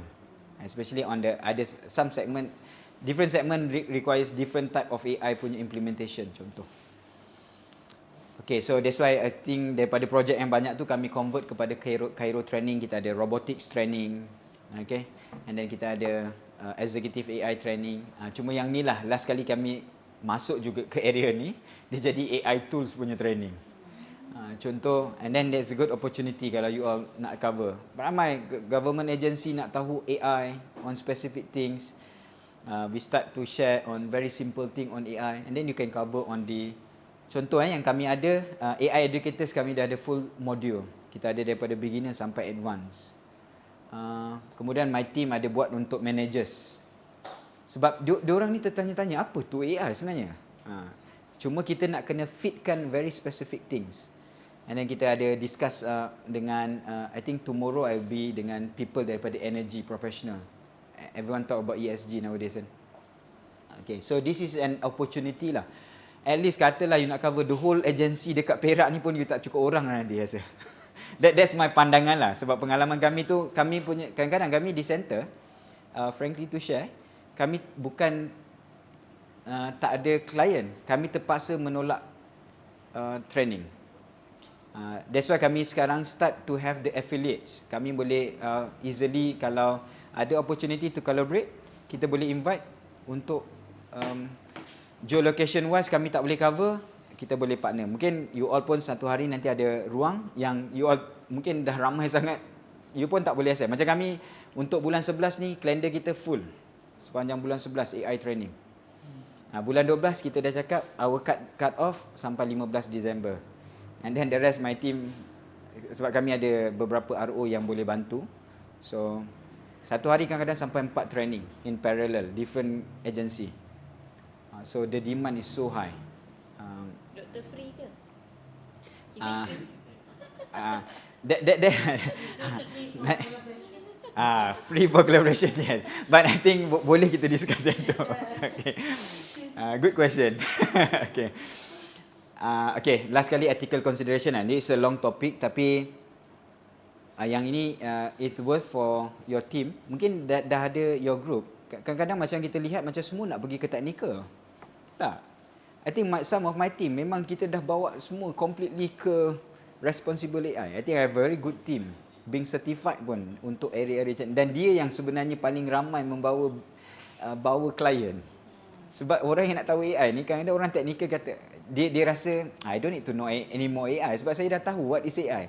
Tapi bila saya sendiri ataupun our team sendiri go deep into AI, ada ruang-ruang yang terlalu banyak yang kita tak cover sebenarnya. So kalau kita about ethical, bias and fairness, okay, of course lah, everyone talk about data, okay, how much that data belongs to you and suddenly nak predict for your friend. Then transparency and explainability. How much your model can be transparent and explain the result. That's why kalau tengok people start now to have the finding of the results. Dulu they talk about black box modeling, but now there ada tools, beberapa platform lah, you boleh extract and then they start to explain why AI respond this way. Privacy and data protection. This is very important. Data-data kita very so much on are you willing to share your data? Macam contoh kami some of our project mula-mula kita buat software as a services, SaaS. So from the client, the company travel to internet, goes to our server in UTM for the POC, and then after all, dia punya IT team datang, security team datang. Oh, this is not allowed. Because of the change management lah benda tu. Waktu tu change management see differently. Buat projek ni sebenarnya kadang-kadang bukan technical sangat. Buat projek ni kadang dealing with the people pun sebenarnya. That's a real lah. So end up kat situ dia punya issue, dia highlight on privacy and data protection dia. Dia kata my data cannot fly over on the internet. So last kali kami bawa solution kami everything on premise. Tapi bila kita nak showcase kepada new potential client, dia pun tak nak invest. You can access our service through, as software as a services lah kita buat. Accountability and responsibility. This is very important lah. Contoh your AI respond badly, for instance. So who's going to take the responsibility? And the last one, autonomy and control, for instance. Okay, ni contoh lah kalau kita talk about training data bias. This is part of our content on training, for instance. And then kita ada algorithmic bias. Okay, so I think I have a lot of this content sebenarnya. This is part of when we talk about responsible AI, this is very important to see. So your all team, kalau sesiapa nak start, kalau maknanya tak ada lagi your team start, worth to look on very specific on responsible AI. This is something very new dan orang technical, dia akan mudah faham on this area. Contoh kalau orang non-technical, dia tak pernah langsung faham pasal data ataupun dia tak pernah pakai data untuk train the model, dia pun tak boleh bayang macam mana kan data. It takes time sometimes. But for the technical point of view, it's good to look on this one. Okay, mitigate bias, trust and acceptance. Okay, I think this is a very long topics lah sebenarnya. Okay, privacy and data protections. Contoh just to share, they have one company datang, a very smart guy, company ni datang seolah-olah at one time nanti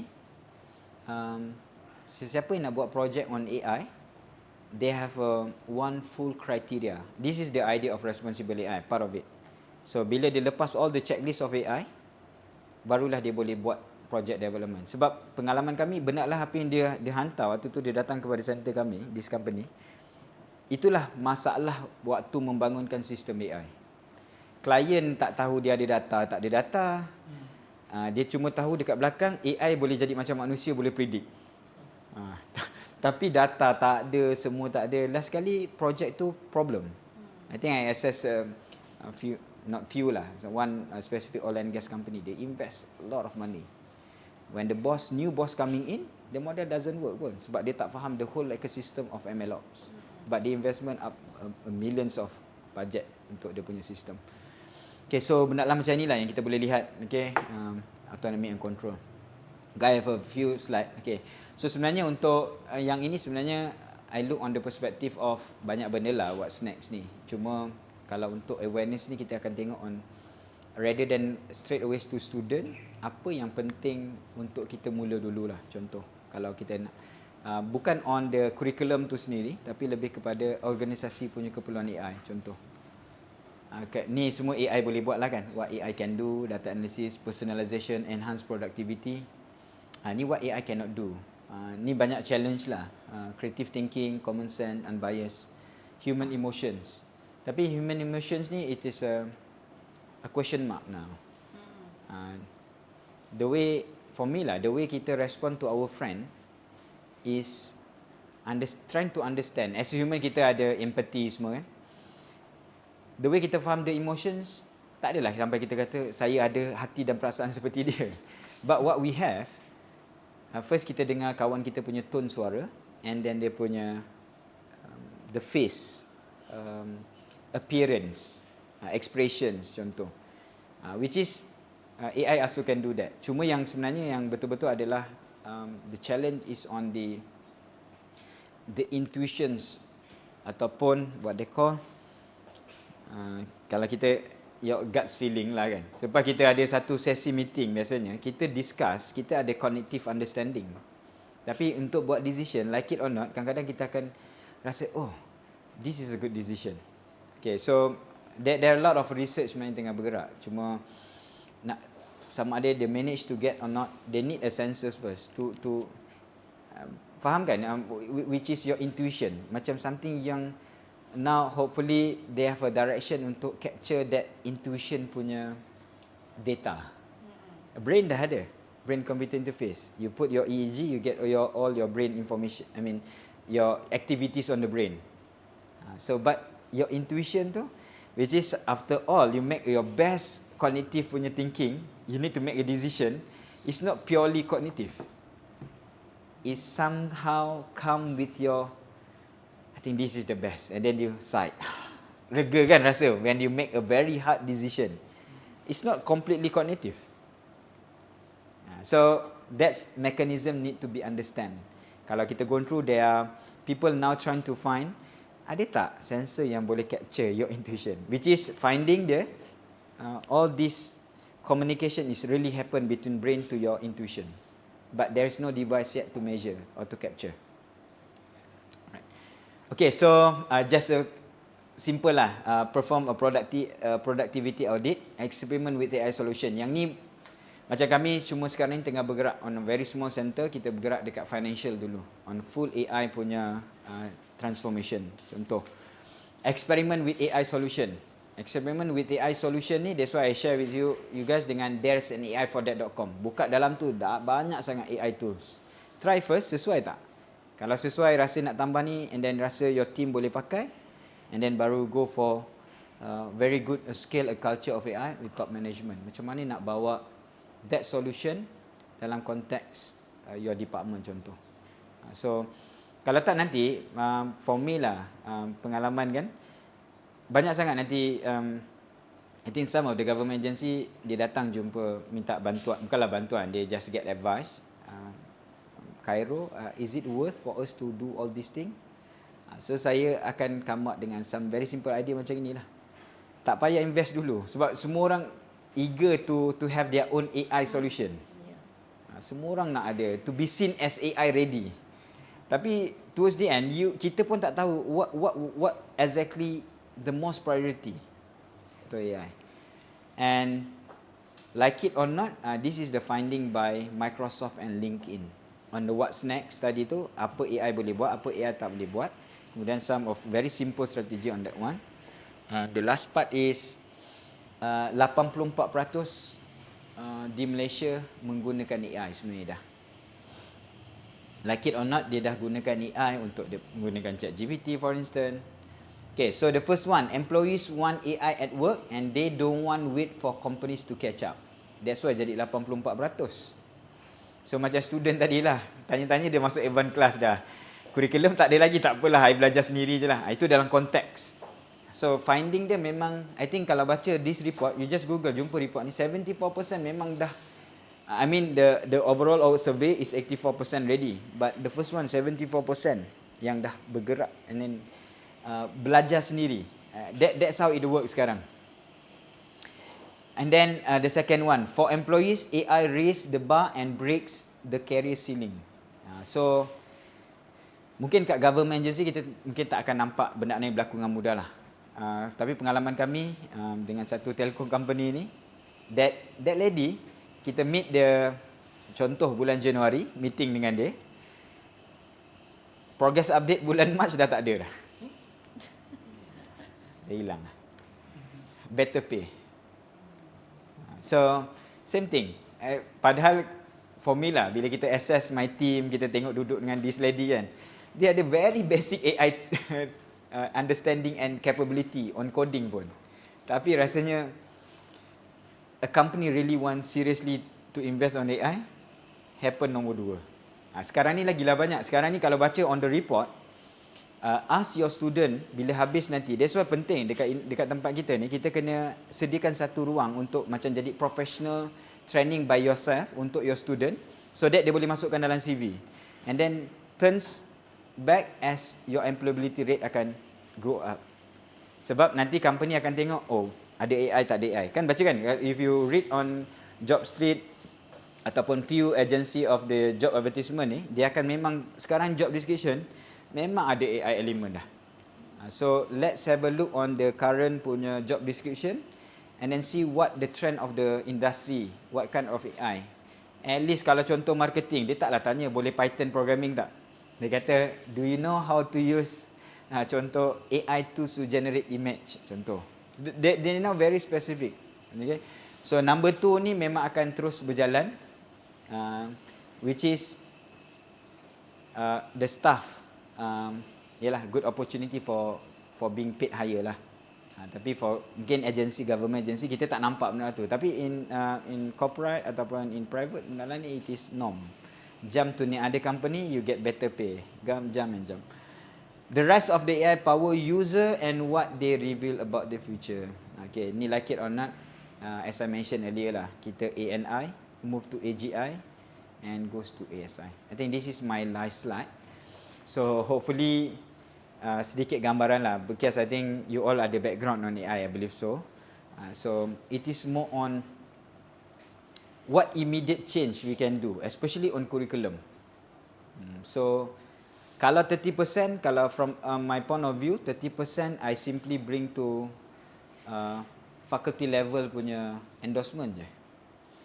So and then we can keep it up into the letters. Contoh macam kami waktu tu 2017-2018 semiconductor industry in Penang as our IAP, they come to us, your student already learn all these things. Dia memang waktu tu terus nak tengok on deep learning at that time. So we make it very fast. Dapat respon bulan 8, semester start bulan 10, terus tukar. Sebab nanti bila report balik ataupun bila dia go for their job hiring semua, dia akan tengok all these things on the syllabus. So this is cuma mungkin tak jadi major changes lah. Cuma at least waktu tu memang kita make it jadi 2 minggu subjek tu berubah, completely change. So tahun depan dapat ubah lagi 2 minggu. Jadi that's how kita trying to make it like a minimum change with the current curriculum. That's the idea lah. Okay, that's my last slide. Kalau any questions, feel free to ask. That's my Facebook, my email.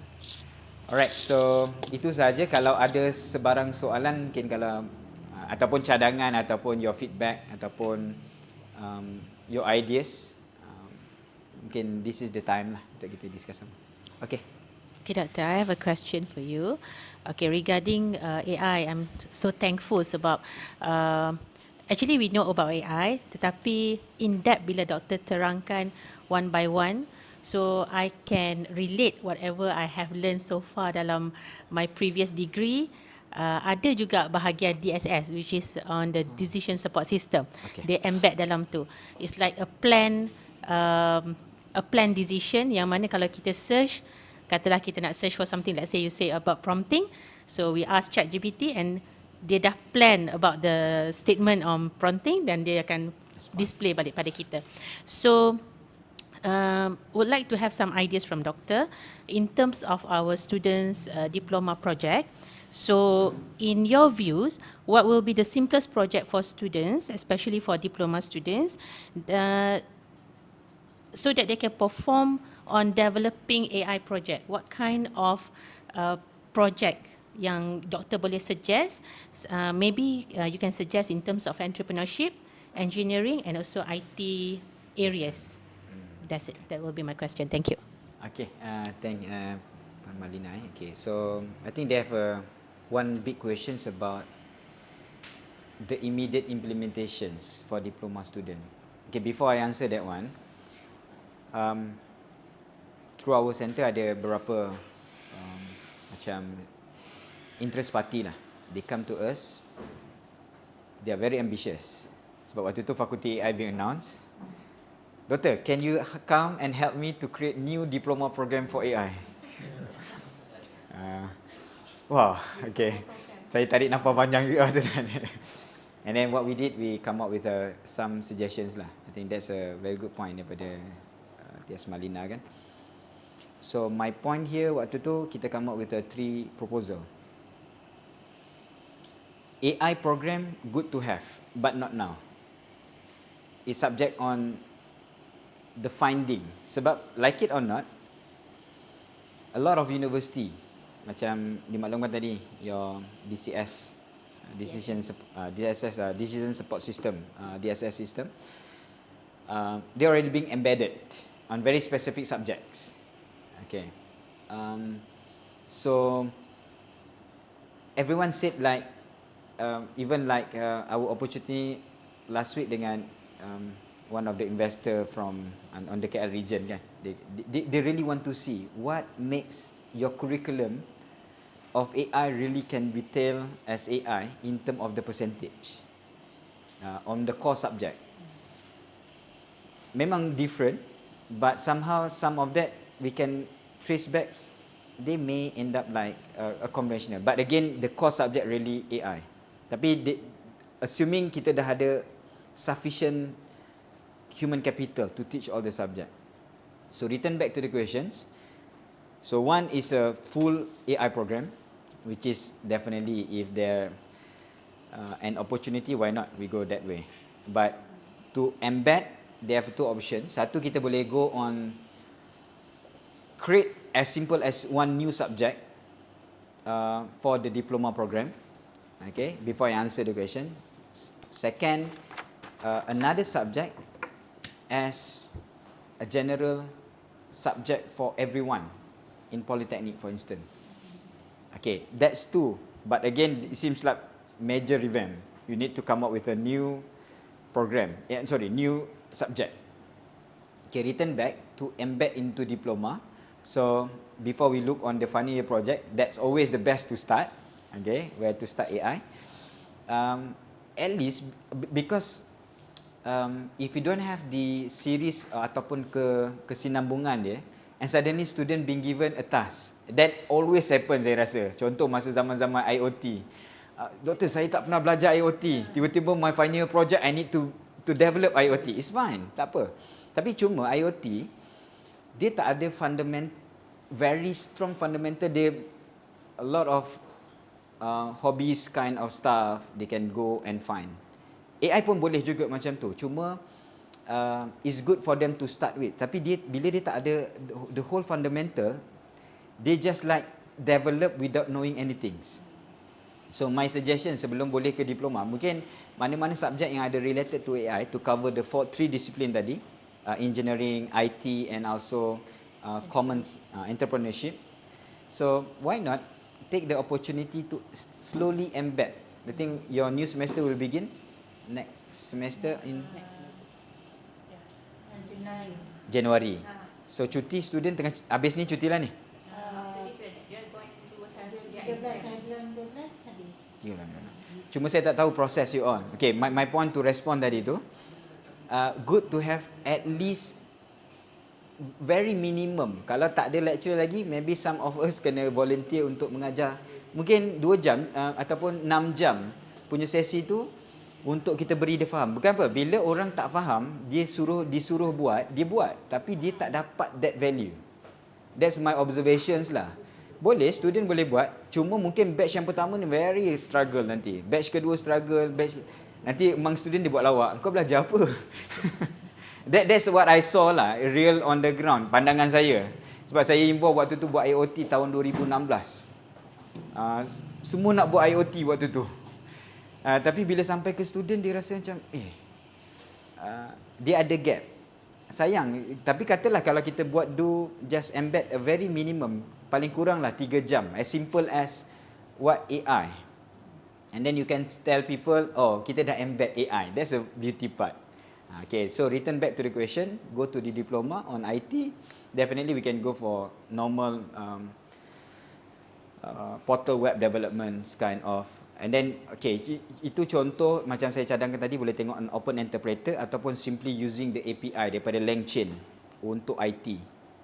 LangChain ataupun you go to Hugging Face, there are a lot of tools where student can hands-on and immediately apply into any current developments of IT using HTML, JavaScript ataupun you all dah start pakai framework ke macam Laravel.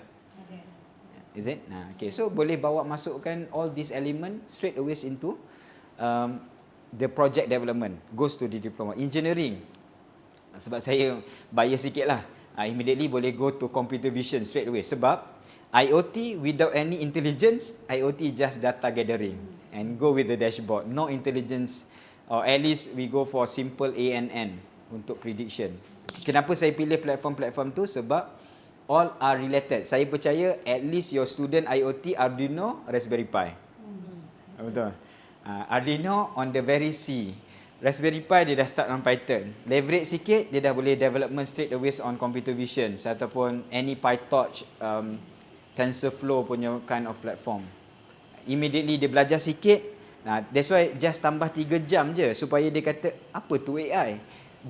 Macam kita lah, bila kita belajar kita kena tahu kenapa kita belajar. Bila dia buat projek dia rasa tapi bukan ajar dia macam mana nak derive math, no need. This is the whole concept of AI. 3 jam cukup saya rasa to start with. And then bila dia go for the development, inilah cikgu lecture saya ajar dalam kelas tu. Kita keep emphasize. So that bila dia keluar dia kata I am this, waktu dia buat dia tak nampak benda tu penting. Bila dia datang interview, orang tu tanya AI, waktu tu dia kata, yes, I do AI project. So they relate all the concept with the project, they're giving a very strong punya response to the interviewer. Okay, the last one, entrepreneurship, saya nampak lebih kepada simple on how to have a very good prompt. Tapi again, worth kot saya rasa kalau tak, not now, but everyone need to have this opportunity. Kita risau orang-orang daripada non-technical, dia tak nampak the capability of AI. Sebenarnya kita kalau as a country, kalau kita nak tengok the value sebenarnya, AI ni dia akan unlock bukan saja orang technical, dia akan unlock orang-orang daripada non-technical ni, dia orang akan always ada good idea. Betul kan? Duduk je sekejap dengan sebab kami pernah duduk dengan grup-grup macam contoh orang daripada dia panggil apa? Insurans, takaful ni.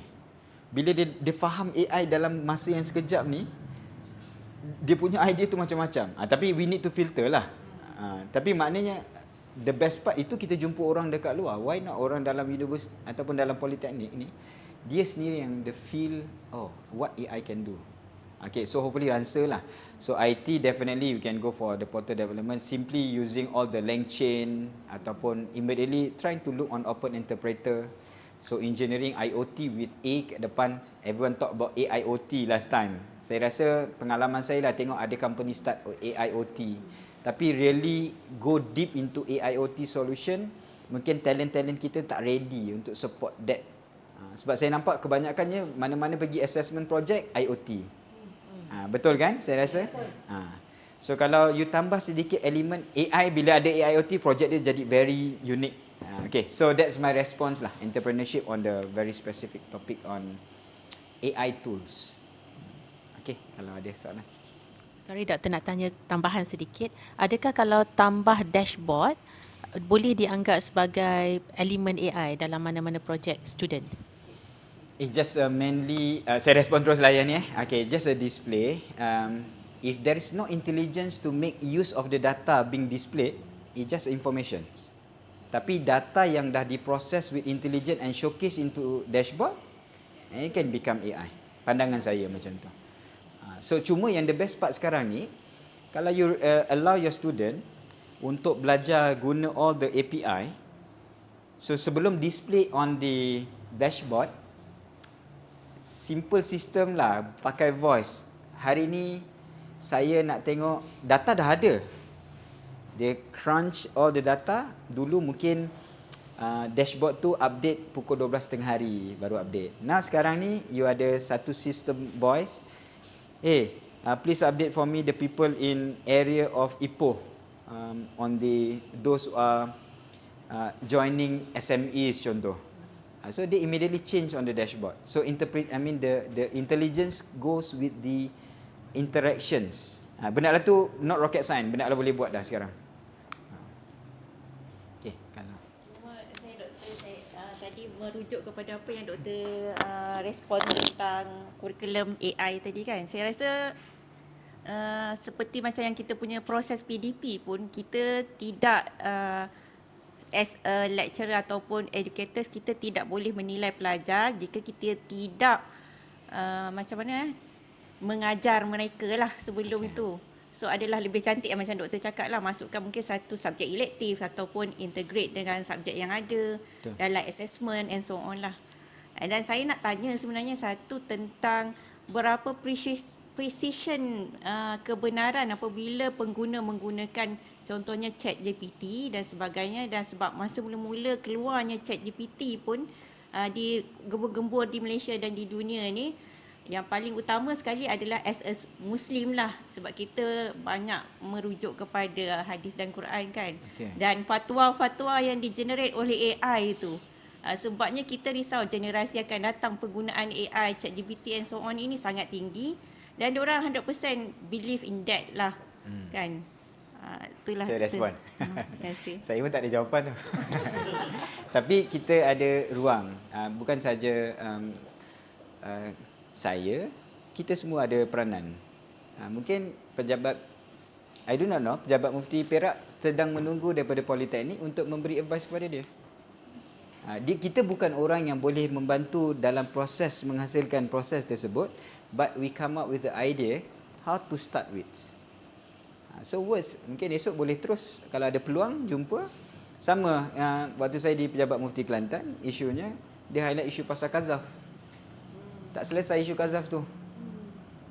Bila nak mendatangkan bukti, dia kata, now AI boleh generate the video dengan mendatangkan bukti.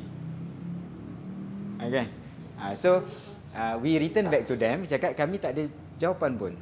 Cuma worth, and then dia akan duduk dengan your group. Mungkin dah ada, mungkin saya tak tahulah, mungkin di bawah your center nanti ada orang yang tengok on this segment. Sebab terlalu banyak tugas nak dibuat ni. Itu pandangan saya lah. So to answer that one, the best thing is, first, dia mungkin tertanya-tanya apa itu AI. Kita pula, apa yang sebenarnya dia perlukan kita untuk bantu mereka. Pay a visit, buat satu sharing session, share dengan dia, and then your people boleh start to approach satu model jaya dengan pejabat mufti. Mungkin next, tak apa, kita datang dia beza. Kalau company datang to that agency, they seems like they want to make a business, but you all datang in the context of to help them. Sama juga local council, mungkin semua tu tanya apa tu AI. So kami memang seminggu our members at least seorang atau dua memang akan go and find to share apa yang sebenarnya AI ni boleh buat. Lepas tu dia mula-mula kita buat macam tu, last kali hari-hari orang datang center dah. Kalau ada keperluan macam tu, your team akan by design, you sendiri rasa macam you need to have more people.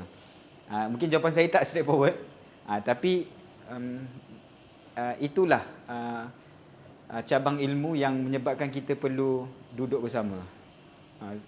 Cuma isu paling besar dekat situ, kalau sebagai researcher kita boleh tengok sekarang everyone talk about guardrails. Kalau go and find, the keyword is guardrails. Even GPT-5 going to be released soon. Mungkin dia punya a good thing about GPT-5, mungkin kita tak akan nampak so much advance daripada GPT-4. Tapi those who are working on GPT 3.5 awal-awal, hallucinations, can you prepare for me kari kucing? So okay, so all this kind of hallucination, itu bahagian-bahagian guardrail untuk dilihat. So this is the idea lah sebenarnya, yang banyak peluang untuk kita menyumbang lah dalam pelbagai bentuk lah. Mungkin kita antara orang yang terawal diberi peluang faham berkaitan dengan AI, kita boleh outreach what your specific vertical. That's why awal saya punya jawapan tadi tu saya highlight on AI adoption. Itulah kaedah dia. Pergi dekat orang ni, okay, this is what AI can do. Okay, mungkin kalau ada last question ke? In case lah kalau ada. Okay. Sebab macam tadi Dr. Razak, kita lihat AI ni macam kita as educator pun kita tengok daripada different perspective of view lah kan. Sebab macam daripada engineering pandangannya lain, daripada software engineering pandangannya lain, daripada yang umum pandangannya lain. Then macam contoh saya daripada engineering kan, saya nampak AI tu macam mostly kepada yang paling famous sekali adalah vision processing lah. Kan, apa-apa lah, macam projek doktor tadi pun semua pasal vision processing, pasal cow tadi, lepas tu yang pasal kira antena kan, semua based on kamera. Jadi macam kalau kita nak tembuskan benda tu pada kalangan, pada saya lah, pandangan saya, untuk student diploma lah, student diploma ni nak pergi ke arah vision processing tu quite tough jugalah. Kan, kita nak, tapi perlunya nanti tetap akan pergi juga. Okay. Kan, tetap akan pergi ke arah tu. Tapi sebagai permulaan, kita start ke, adakah macam projek-projek yang macam kita ada decision making pada certain robot ke ataupun mobile ke, dia ada decision making kat situ. So ada input dia bukan sekadar collect data saja, dia buat decision based on data yang dia dapat. Ada itu pun dikirakan sebagai AI juga. Sebab kalau pandangan saya lah, okay, very good feedback lah kan, saya setuju pun. Memang kalau orang engineering ni biasanya patah balik ke computer vision. Asalnya kenapa computer vision waktu tu the highest processing memerlukan imaging, but now the highest processing requires by NLP untuk LLM, but LLM now pun dah ke vision. Okay, tu respon betul, mungkin itu yang paling immediate. Cuma soalan dia tadi, cukup ke untuk buat decision making? Kalau kita tengok AI, kalau betul-betul nak declare AI, DSS tadi, expert system, those who are working on very basic AI, expert system, if else je. So decision making already allow that to be seen as AI ready. Tapi sayanglah, which is dibuat programming pun dah if else punya expert system kan. So I think kenapa benda lah tu penting, mungkin saya tak nampak dia punya limitation kenapa student tak boleh bergerak ke computer vision straight away. Mungkin sebab saya assume dekat belakang ada lagi complex system yang dia nak kena handle, ROS. You all dah start robot operating system semua ya? Ada attach pada tu, tapi bukan in curriculum, tak adalah. Tak ada. Dalam pertandingan ke pasal tu, robotnya competition ada. Tapi kalau macam computer vision tu di sinilah, di Polytechnic lain dia dah ada dah start. Tapi maksud saya perspektif di sini, di PO ni baru nak start, baru nak ada dalam dalam kurikulum dia, baru nak lah subjek tu. Akan datang ni akan ada, tapi lah sebelum tu kita nak start kepada yang mana yang belum belajar lagi tu kan, dia nak buat projek. Okay, pandangan lah, ini pandangan saya lah, whether setuju ataupun tak, that's another thing lah. Coding is not an issue anymore. Saya rasa pengalaman saya duduk dengan pelajar-pelajar engineering ni, compare dengan budak computer science, saya pernah mengajar software engineering juga. Saya mengajar budak computer engineering, electronic engineering. Dia adalah two different perspective, memang different. Budak engineering ni, kalau those who are good on programming, biasanya kelompok dia kecil. 10%.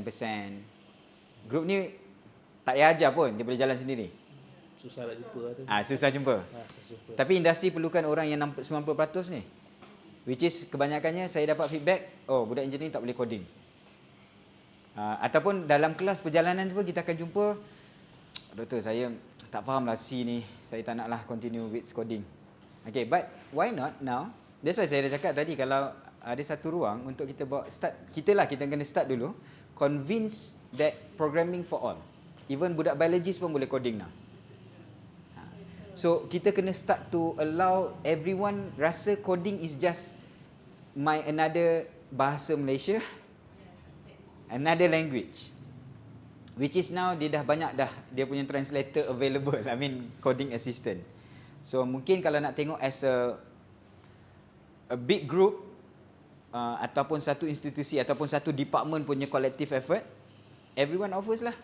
You have to go out and searching out, cari macam mana nak bawa masuk code assistant. Is really, saya pun sekarang dah tak payah coding. Sebab kalau tanya budak-budak ni sekarang ajar C, don't surprise, dia pergi je kat ChatGPT, suruh buat semua kerja tu, selesai dah. Tapi paling kita risau bila dia buat dekat situ, programming is not about understanding the syntax, it's more on the logic. They can jump to another language because of dia pandai that language. I think I see a lot of good programmer, dia ada very good logic. I think betul-betul lah, saya rasa I'm very impressed. Waktu tu saya ada talent daripada Karakpur, IIT. Cakap baca dia punya coding tu, dia ni punya logic, kita boleh tak boleh imagine dia punya logic dia. So maknanya programming, for me lah, tu jawapan tadi tu, this is the time lah, peluang ni. Kalau kita tak buat sekarang, kita rugi. So, to respond, setuju. Kalau setuju tadi pun boleh setuju kan tadi. Maknanya student engineering ni, kalau dia stuck dekat C awal-awal tu, dia rasa programming ni no forever untuk dia. Betul kan? Cuba kita ubah benda tu. Maknanya tahun 1 punya programming mengajar pun, that's why saya this semester saya ubah my programming language teaching completely. Saya suruh dia so go outside and find, cari je, banyak dah tutorial kat luar. Kita sendiri kena belajar, kita kena share dengan dia orang. This is how coding to be seen. Kalau coding masih lagi macam, even saya rasa saya gone through, saya jadi panel kadang-kadang kan, tengok ajar C macam zaman tahun 70 lagi, kesian student saya cakap. Dia pun start berubah. I mean saya pun sama. Saya keluar, saya pergi tak pandai pun, tapi saya rasa kena ubah benda lah tu. Kita yang sendiri kena ubah cara mengajar on the programming, so that student rasa this is another Japanese language class. And then dia tahu value dia, you get premium salary. Yeah. For sure, dia akan dapat good salary. Betul kan? Okay, so jawapan jauh sikit, tapi kita adapt lah. Kita kena bergerak ke situ. Kalau macam doktor, okay, programming, saya okay, saya suka programming, kita tak apa. Yang budak-budak tak suka ni, macam mana nak suruh dia suka? Hopefully menjawablah soalan. Okay. Kalau ada last question? Second last. Okay. Saya nak tanya tentang doktor dah banyak experience dalam kontak ataupun berjumpa dengan pihak industri dan sebagainya untuk pusat CAIRO ni kan. CAIRO, sorry. Jadinya apakah sebenarnya permintaan daripada pihak industri? Adakah diorang pun meminta perkara yang sama ataupun sebenarnya industri ini dia minta lain, industri ini minta lain? Is it focusing ataupun is a general lah yang untuk kita boleh aim kita punya pusat pula, macam tu. Terima kasih. Okay. Kita tak boleh kontrol klien yang datang jumpa kita. So pengalaman memang setiap klien datang pelbagai lah. So salah satu cara dia, the center tu ramai expertise. So if you can cater on this particular project, that's your group akan jaga. If on the specific, on very specific project, your group akan cover. Cuma that's why last kali dulu macam trying to buat semua benda. So end up kita akan very fokus untuk apa yang kita boleh buat. Contohlah kadang-kadang saya pun dalam grup ada juga yang members baru, very energetic. Jumpa klien, klien nak buat. Baru ni ada nak buat untuk lada sulah. Lada biji nak detect lada hitam di pokok.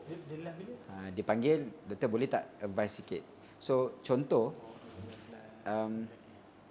on top of the answer tadi tu, apa yang saya selalu cadangkan, mungkin awal-awal kita setuju, tapi lama-lama macam kami dah start simple je. Kadang-kadang klien ni dia tahu AI daripada dia datang attend a conference, dan dia punya bayang macam tadilah, mula-mula dia memang Pandora box. AI boleh buat semua problem dia selesai. Okay, first buat project AI, manage the client expectation, so that apa yang dia akan dapat dengan apa yang kita deliver sama waktu hari meeting. Okay, end up dalam perjalanan tu, saya share lah, this is my real what we do. Kami tak terus develop dulu, terus buat development. Bila buat development, kita susah nak deliver the project in term of, sebab dia punya keperluan tu berubah-ubah. Okay, first kami sekarang simple je, what we can do, kita introduce dia punya what they call like a consultations. So sebelum buat projek, okay, saya share, kami akan pecahkan kepada 3. Start dengan, kalau tak dulu terus macam, okay saya nak buat projek sebab dia nak kasih 50,000, I'm happy so much 50,000. Now kita pecah consultation, project and full development. Kemudian client appetite tak boleh stop. Apa dia nak? Okay, tak boleh, contact kawan saya dekat UIA, you boleh tak buat projek ni? So nanti bahagian sana, jadi tak semua orang cuba buat semua benda. Buat semua benda tu yang penat rasanya. Itu pengalaman kami. Kami pun ada pengalaman yang sama lah. So memang diorang adalah spesifik lah kepada kehendak masing-masing lah, doktor, maksudnya ya. Okay, terima kasih. Dia nak solve problem dia kan. Kita tak boleh kontrol. Okay. Alright. Itu saya. Kalau ada soalan last. Tak ada. Okay, kalau tak ada, saya rasa saya akhiri di sini. Terima kasih sekali lagi. Assalamualaikum warahmatullahi wabarakatuh. Terima kasih.